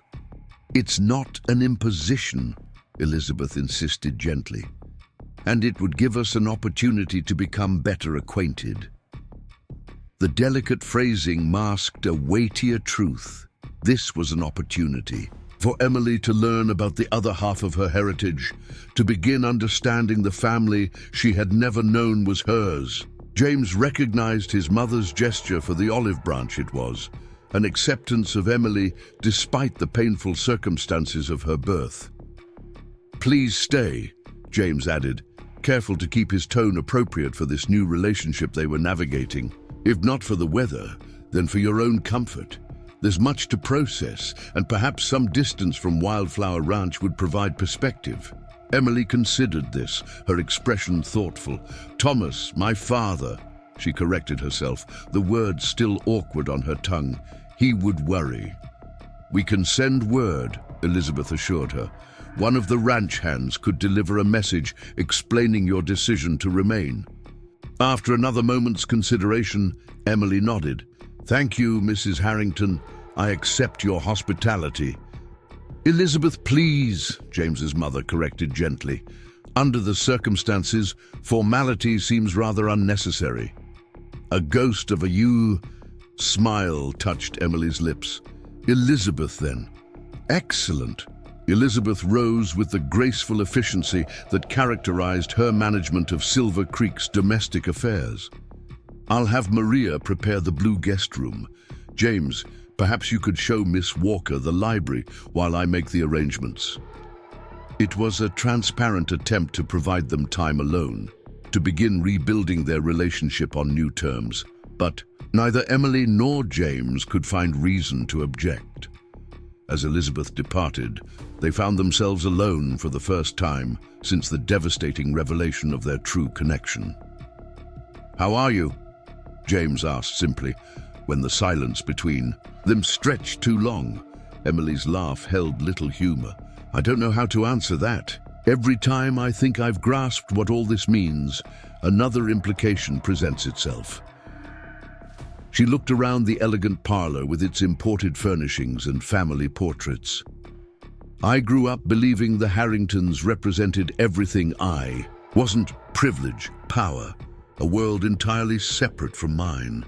And now you discover you're one of us after all, James finished when she trailed off.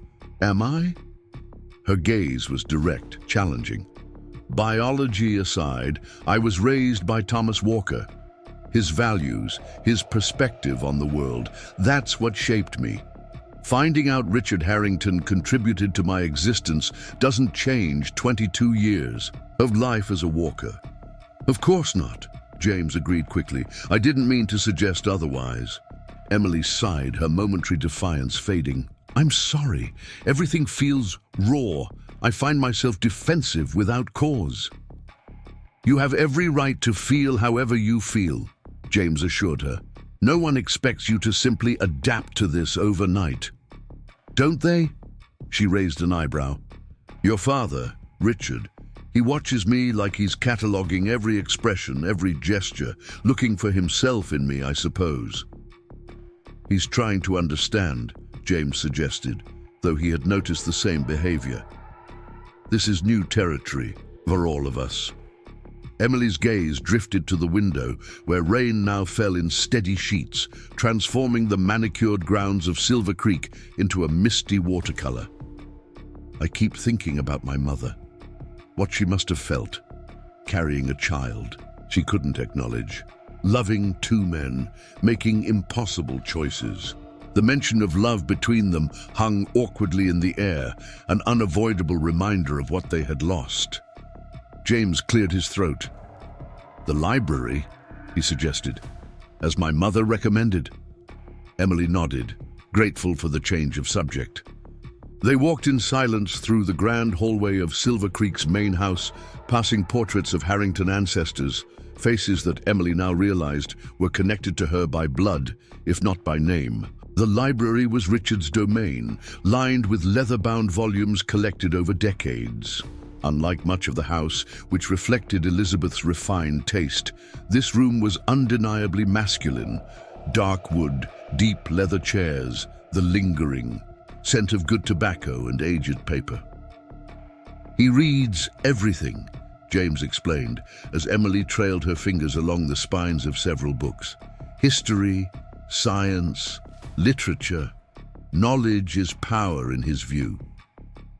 Thomas reads too, Emily said softly. Not like this, of course. He has a shelf of dog-eared books he returns to again and again. Whitman, Emerson, a few novels. She pulled a volume of poetry from the shelf, opening it carefully. We read aloud sometimes in the evenings, especially in winter when the days are short and the work is done. The image was so at odds with Richard Harrington's public persona that James found himself smiling. I can't imagine him reading poetry aloud. Can't you? A new voice joined their conversation as Richard himself appeared in the doorway. Your mother might disagree. I courted her with Tennyson, as I recall. Elizabeth appeared beside him, her hand resting lightly on his arm in a gesture of unified support. Not very effectively, if memory serves. I believe I told you I preferred Browning. Her gentle teasing eased some of the tension in the room. Maria has prepared your room, Miss Walker. Emily, perhaps you'd like to freshen up before dinner. Emily replaced the book carefully, nodding her agreement. As she followed Elizabeth from the library, she paused briefly in the doorway, her gaze meeting Richard's with cautious curiosity. No words were exchanged, but something passed between them. An acknowledgement, perhaps, of the connection neither had sought, but both now had to accept. When the women had gone, Richard moved to the cabinet near the fireplace, withdrawing a crystal decanter. Whiskey? He offered, pouring a measure without waiting for James's response. You're handling this better than I expected, James observed, accepting the glass. Richard's laugh was short and without humor. Am I? I assure you it's a carefully maintained facade. He sank into his favorite chair, suddenly looking every day of his 55 years. I've imagined this moment for over 2 decades. Emily learning the truth, confronting me, judging me for choices made when I was little older than you are now. And now that it's happened, James prompted when his father fell silent. Now, Richard swirled the amber liquid in his glass, watching the play of light through crystal and whiskey. Now I find I'm not prepared after all. She looks at me and sees a stranger who happens to share her blood. She calls Thomas father still, and rightly so. What did you expect? I don't know, Richard admitted, a rare moment of uncertainty. From a man who prided himself on always knowing the next move in any situation. Not love, certainly, not immediate acceptance, but perhaps curiosity? Some desire to know me as more than the cattle baron who complicated her life? James considered this, trying to see the situation from his father's perspective. Give her time, he advised. Emily's entire understanding of herself has been upended. She needs to find her footing before she can begin exploring this new branch of her family tree. Richard nodded slowly, acknowledging the wisdom in his son's words. And what of you, James? How are you reconciling yourself to this change in your relationship with her? The question struck at the heart of the pain James had been carefully avoiding examining too closely. I'm managing, he said simply, unwilling to expose the full extent of his grief for the future he had imagined with Emily. I am sorry, Richard said suddenly, his voice rough with sincerity. Whatever you may believe about my business dealings, my political machinations, I never intended for either of you to be hurt by my past actions. The rare apology from his father caught James off guard. Before he could respond, a housemaid appeared to announce dinner was served, saving him from having to find words for feelings still too complex to articulate. The dining room at Silver Creek Ranch had hosted countless meals, business negotiations disguised as social occasions, political discussions that shaped the future of Montana Territory, family gatherings both celebratory and tense. But never had it witnessed a dinner quite like this one. A biological father meeting his adult daughter for the first time, a son grieving the loss of a romantic future while gaining an unexpected sister, a wife graciously welcoming her husband's child from a relationship that predated their marriage. Emily entered the dining room with Elizabeth, having changed from her practical day dress into something borrowed from James's younger sister, Anne, who was away at school in Boston.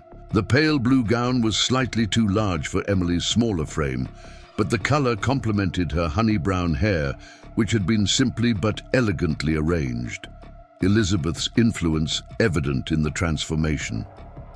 "You look lovely," Richard said as Emily took her seat, the compliment awkward but sincere. "Thank you," she replied, equally uncomfortable with the situation but determined to maintain civility. "And thank you for the loan of the dress, Elizabeth. It's very kind. Anne has far too many clothes." Elizabeth dismissed the gratitude with a warm smile. Benefits of being the baby of the family. Her father and brother spoil her terribly. The casual reference to family relationships sent a momentary pall over the table before Elizabeth smoothly continued, "The rain seems to be easing. Perhaps tomorrow might allow for a tour of the ranch, if you're interested." "I'd like that," Emily agreed, surprising them all with her willingness to engage. "I've only seen Silver Creek from a distance all these years."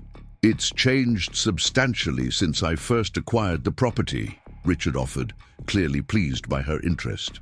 "When I arrived in Montana Territory, there was nothing but a small cabin and a few hundred acres of unclaimed land. Everything else came later, piece by piece." "How did you choose this location?" Emily asked, genuine curiosity in her tone. Richard launched into the story of Silver Creek's origins, how he had recognized the potential of the land with its reliable water source and natural shelter, how he had worked 18-hour days to establish the first buildings, the challenges of those early years when success was far from guaranteed.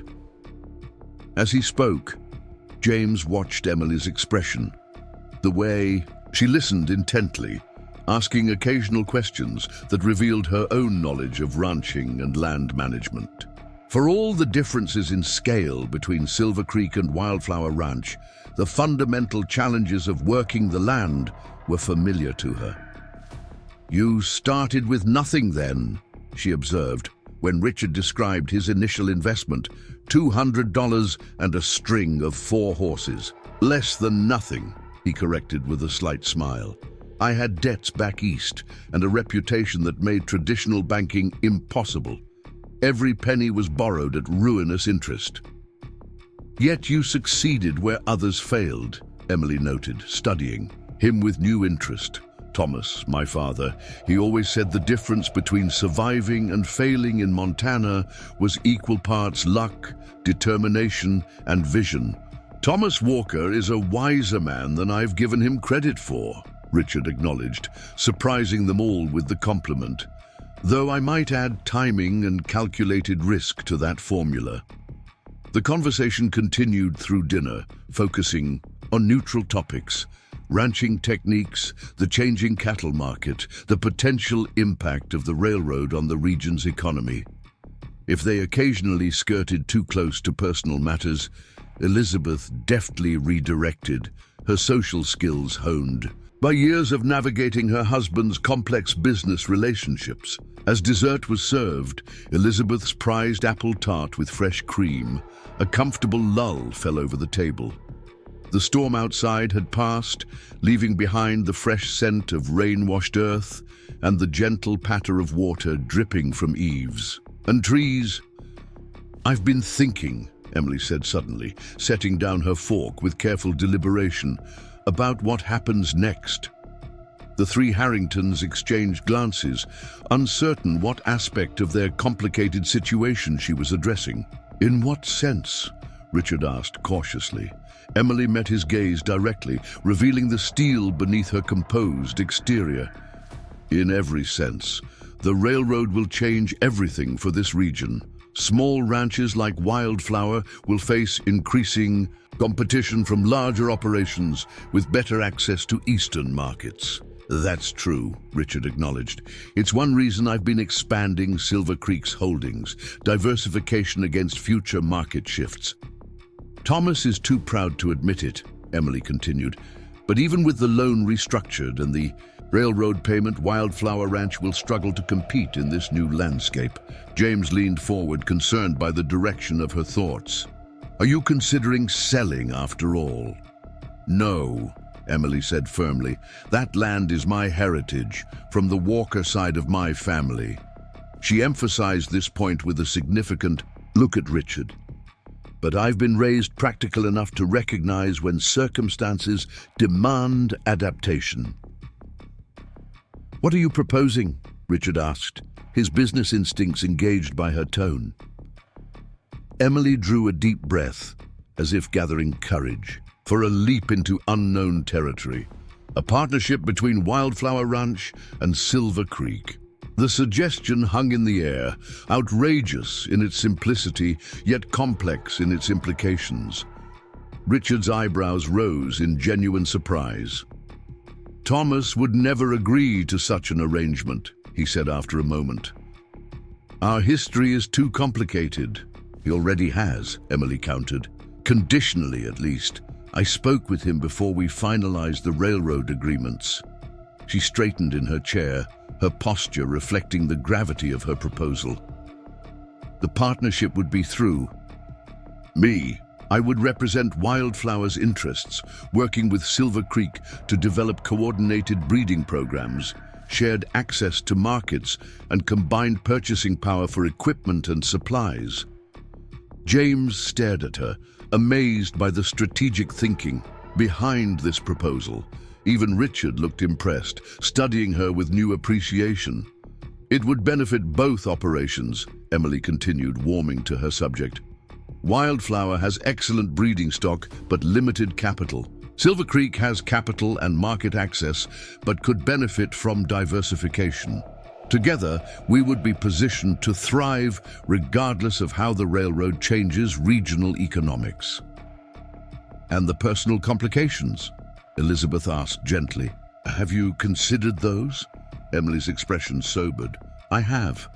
They're considerable, as we all know, but I was raised to believe that practical solutions can coexist with emotional complexity. My mother chose a path that allowed all of us to survive, if not perfectly, then at least with dignity intact. I'm choosing a similar path, one that acknowledges both sides of my heritage while building something new." Richard set down his napkin, studying the young woman who had, in the space of a week, gone from stranger to daughter to potential business partner. It's an intriguing proposition, he admitted, one that would require careful structuring to protect everyone's interests. And of course, Emily agreed, I wouldn't expect anything less. And where would you live? James asked, identifying the practical question that underlay the broader proposal. Wildflower Ranch with Thomas, or... Emily hesitated, the first sign of uncertainty in her otherwise confident presentation. That's where the arrangement becomes more complicated. I would need to divide my time between both properties, learning Silver Creek's operations while maintaining my responsibilities at Wildflower. You would be welcome here, Elizabeth said softly, her gaze meeting Richard's in silent communication. For as long and as often as you wish. The gesture, this acceptance into the family home where she might have been raised under different circumstances, visibly moved Emily. She blinked rapidly, composing herself before responding. Thank you, she said simply. That would make the arrangement feasible. Richard nodded slowly, decision crystallizing in his expression. We'll need formal documentation, of course. Clear delineation of responsibilities, profit-sharing arrangements, succession planning.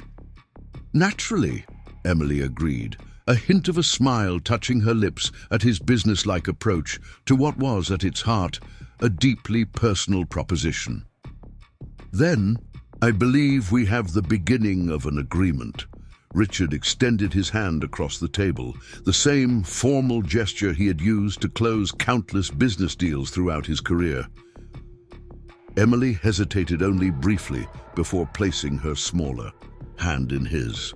The beginning, she agreed, as James watched his father and half-sister shake hands, biology asserting itself in the similar set of their jaws, the same determined glint in their eyes. He felt something shift within himself. The pain of lost romantic possibilities remained, a dull ache that might never fully disappear. But alongside it grew something new, a tentative appreciation for the unexpected family being forged from secrets and lies and painful truths. A toast, then, Elizabeth suggested, raising her wine glass with characteristic grace, to new beginnings. To new beginnings, they echoed, glasses catching the soft lamplight as the Montana night settled around Silver Creek Ranch.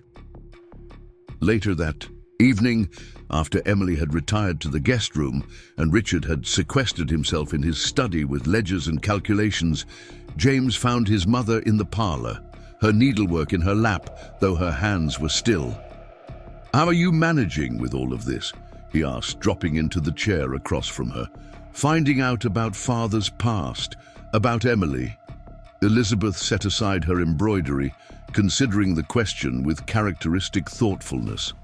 "When I married your father, I knew he was a man who guarded his secrets closely. There were shadows in his past he never fully explained." Her smile was tinged with sadness. "I chose to focus on the man he was trying to become, rather than the man he had been." "That's very generous," James observed. "Not generous, practical." Elizabeth's gaze drifted to the photograph of their family on a nearby table. Richard and Elizabeth, James and his two sisters, arranged in formal poses that captured nothing of the complexity beneath the surface. "We all have chapters in our lives we might wish to rewrite. Your father's chapter happened to produce a child. A child he never acknowledged," James pointed out, unable to entirely release his judgment of Richard's past choices. "Those were different times, James. An unmarried mother faced ostracism, a child born under such circumstances even worse fate. Margaret Walker chose to protect her daughter by allowing Thomas to claim her as his own. Your father respected that choice, painful as it must have been." James considered this perspective, trying to imagine the young Richard Harrington, ambitious, determined, yet faced with an impossible situation in a society unforgiving of moral transgressions. "What happens now?" he asked quietly. Elizabeth reached across to pat his hand gently. "Now we adapt. We welcome Emily into our lives in whatever capacity she's comfortable accepting. We support her partnership proposal because it's both good business and the right thing to do. And we give everyone time to find their footing in this new reality." "And what about—" James couldn't finish the sentence, the wound still too fresh. "What about your feelings for her?" Elizabeth completed gently. "Those will change with time, James. Not disappear perhaps, but transform into something different, something appropriate to your true relationship." "How can you be so certain?" he asked, needing the reassurance his mother had provided throughout his life. "Because I know my son," she replied simply. "And I've seen how you look at Emily now, with confusion, yes, and lingering attachment, but already with the beginnings of brotherly concern. The heart is remarkably adaptable when we give it permission to heal." James wasn't convinced, but he found comfort in his mother's confidence. Outside, the night had cleared after the storm, stars emerging in the vast Montana sky that had witnessed countless human dramas played out beneath its indifferent gaze. Somewhere in this same valley, Thomas Walker sat alone in the cabin where he had raised another man's daughter as his own, adapting to yet another change in a life defined by adaptation and endurance. And upstairs, in the blue guest room, Emily Walker, or was she Emily Harrington now, was likely awake as well, contemplating the strange turns that had brought her to sleep under the roof of the man whose blood ran in her veins, but whose name she had never carried. New beginnings indeed. Painful, complicated, unexpected, but perhaps, James thought as he bid his mother goodnight, not entirely without hope. Summer arrived in Montana territory, bringing long golden days and the steady rhythm of ranch work. 2 months had passed since the revelation that had forever altered the lives of the Harringtons and Walkers.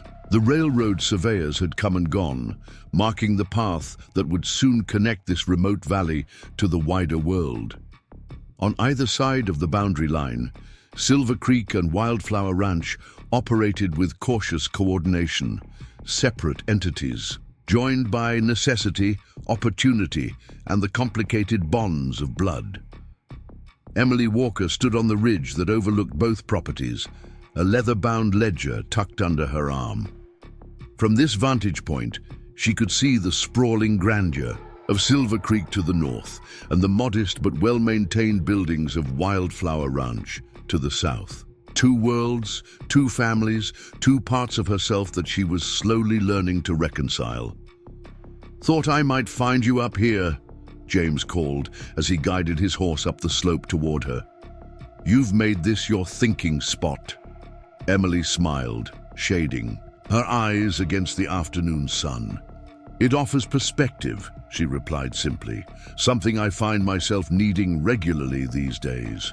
In the weeks since their relationship had been redefined, they had established a cautious friendship, the easy camaraderie of their earlier connection gradually transforming into something different but no less meaningful. James dismounted, joining her at the edge of the ridge. "The first cattle shipment went smoothly," he reported, gesturing toward Silver Creek. "Your breeding recommendations are already showing results. The buyers from Chicago were impressed with the combined stock. Our first successful joint venture," Emily noted with satisfaction. "Though I suspect your father is surprised it worked so well." "He's not the only one who was surprised," James admitted. "When you first proposed this partnership, I had my doubts." "As did Thomas," Emily said, using the name she had settled on for the man who had raised her. Neither father, which felt like a betrayal of their history, nor the more formal Mr. Walker, which felt unnecessarily distant. He still grumbles about Harrington methods, but even he can't argue with the results. They stood in companionable silence, watching cloud shadows drift across the patchwork of grazing lands below.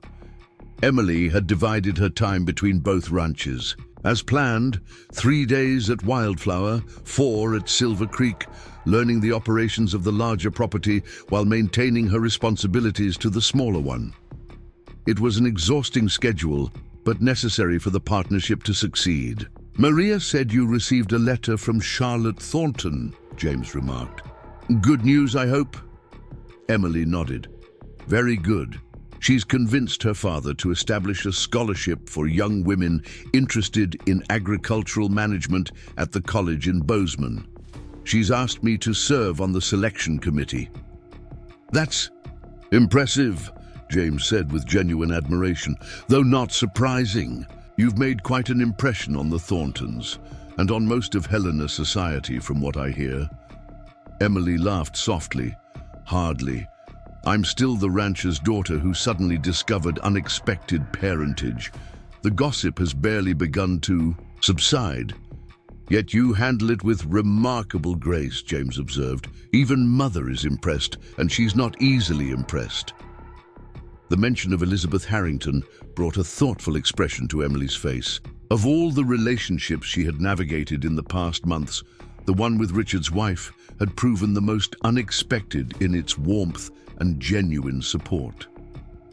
"Elizabeth has been extraordinarily kind," Emily acknowledged. "She had every reason to resent my existence, yet she's welcomed me into her home, introduced me to her friends, even begun teaching me the social protocols I never learned at Wildflower."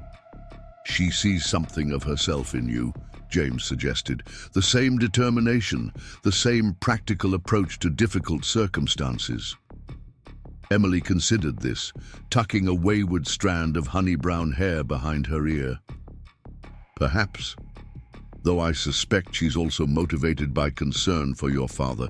She understands what it means to him, having this chance to know me after all these years." The relationship between Emily and Richard Harrington remained the most complex of all. Cautious, formal in many respects, yet gradually warming as they discovered shared interests and surprisingly similar approaches to problems.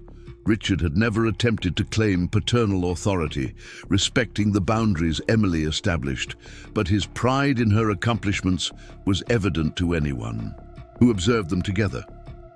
"Speaking of your father," Emily said, changing the subject, "the documentation for the expanded partnership arrived from the attorneys yesterday. Once it's signed, we can proceed with the joint purchase of the Langston property." The acquisition, she referenced, would connect Silver Creek and Wildflower Ranch lands, creating a more efficient operation while preserving both ranches' individual identities. A solution that honored history while embracing future possibilities. "He's ready to sign whenever you and Thomas are," James confirmed, "though I think he's more excited about the house."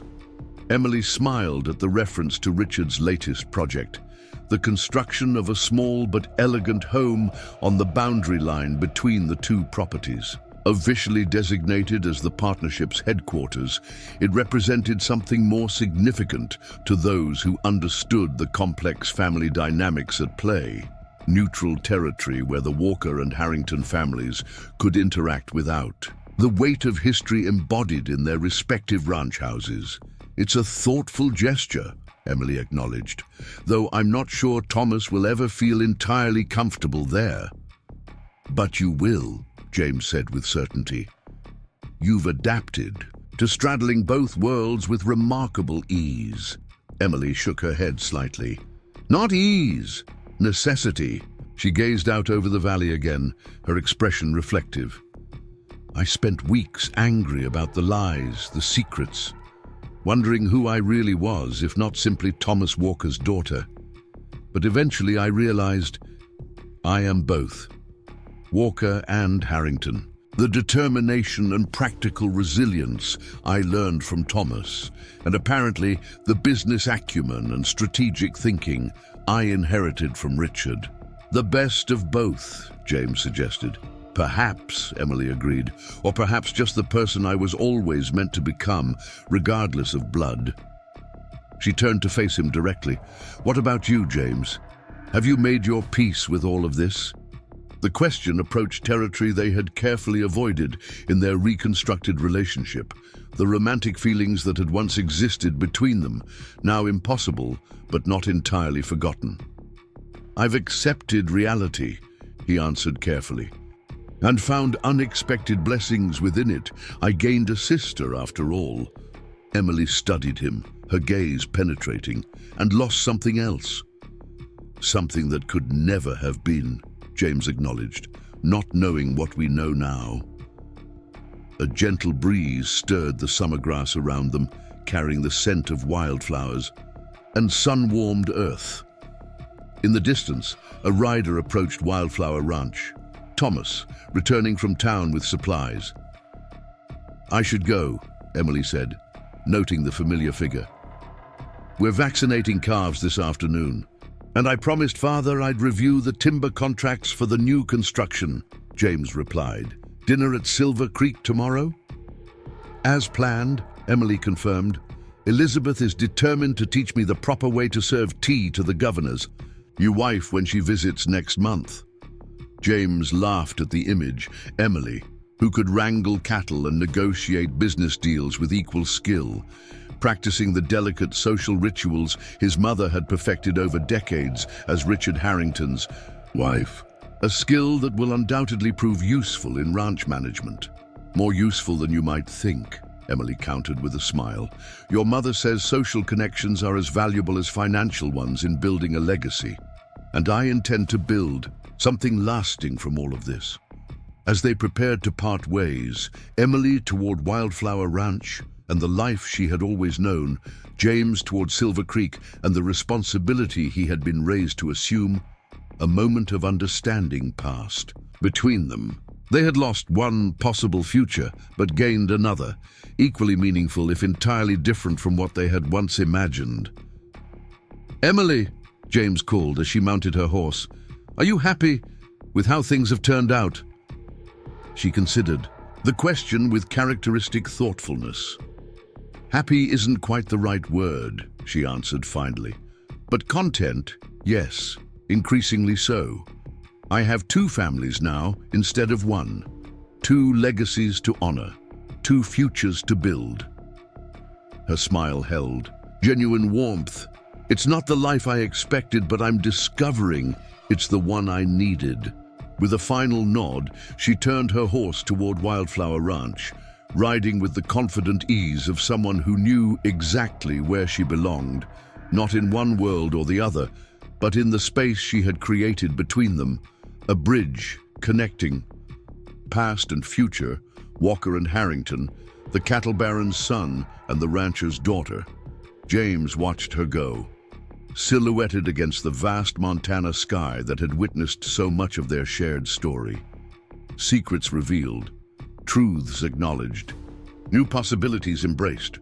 The pain of what might have been had faded to a dull ache, replaced by appreciation for what was, a family expanded rather than divided, a partnership forged from circumstances that might have destroyed lesser spirits. As he mounted his own horse to return to Silver Creek, James reflected on the strange turns of fortune that had brought them all to this point. His father had once told him that life rarely followed the paths we planned, that true character emerged in how we navigated the unexpected detours. Emily Walker Harrington, as some were beginning to call her, despite the lack of formal adoption, had demonstrated that character in abundance. The sun was beginning its westward descent as James rode toward home, casting long shadows across the land that had shaped generations of his family. Ahead lay Silver Creek Ranch with its grand house and established traditions. Behind him, Wildflower Ranch stood as testament to Thomas Walker's determination and pride. And between them, in the space where the new house was rising from the Montana soil, lay the future. Not the one any of them had planned, but perhaps something stronger, more resilient, built on hard truths rather than comfortable illusions. It was enough, James decided, as Silver Creek's buildings came into view. More than enough. Up next, you've got two more standout stories right on your screen. If this one hit the mark, you won't want to pass these up. Just click and check them. Out!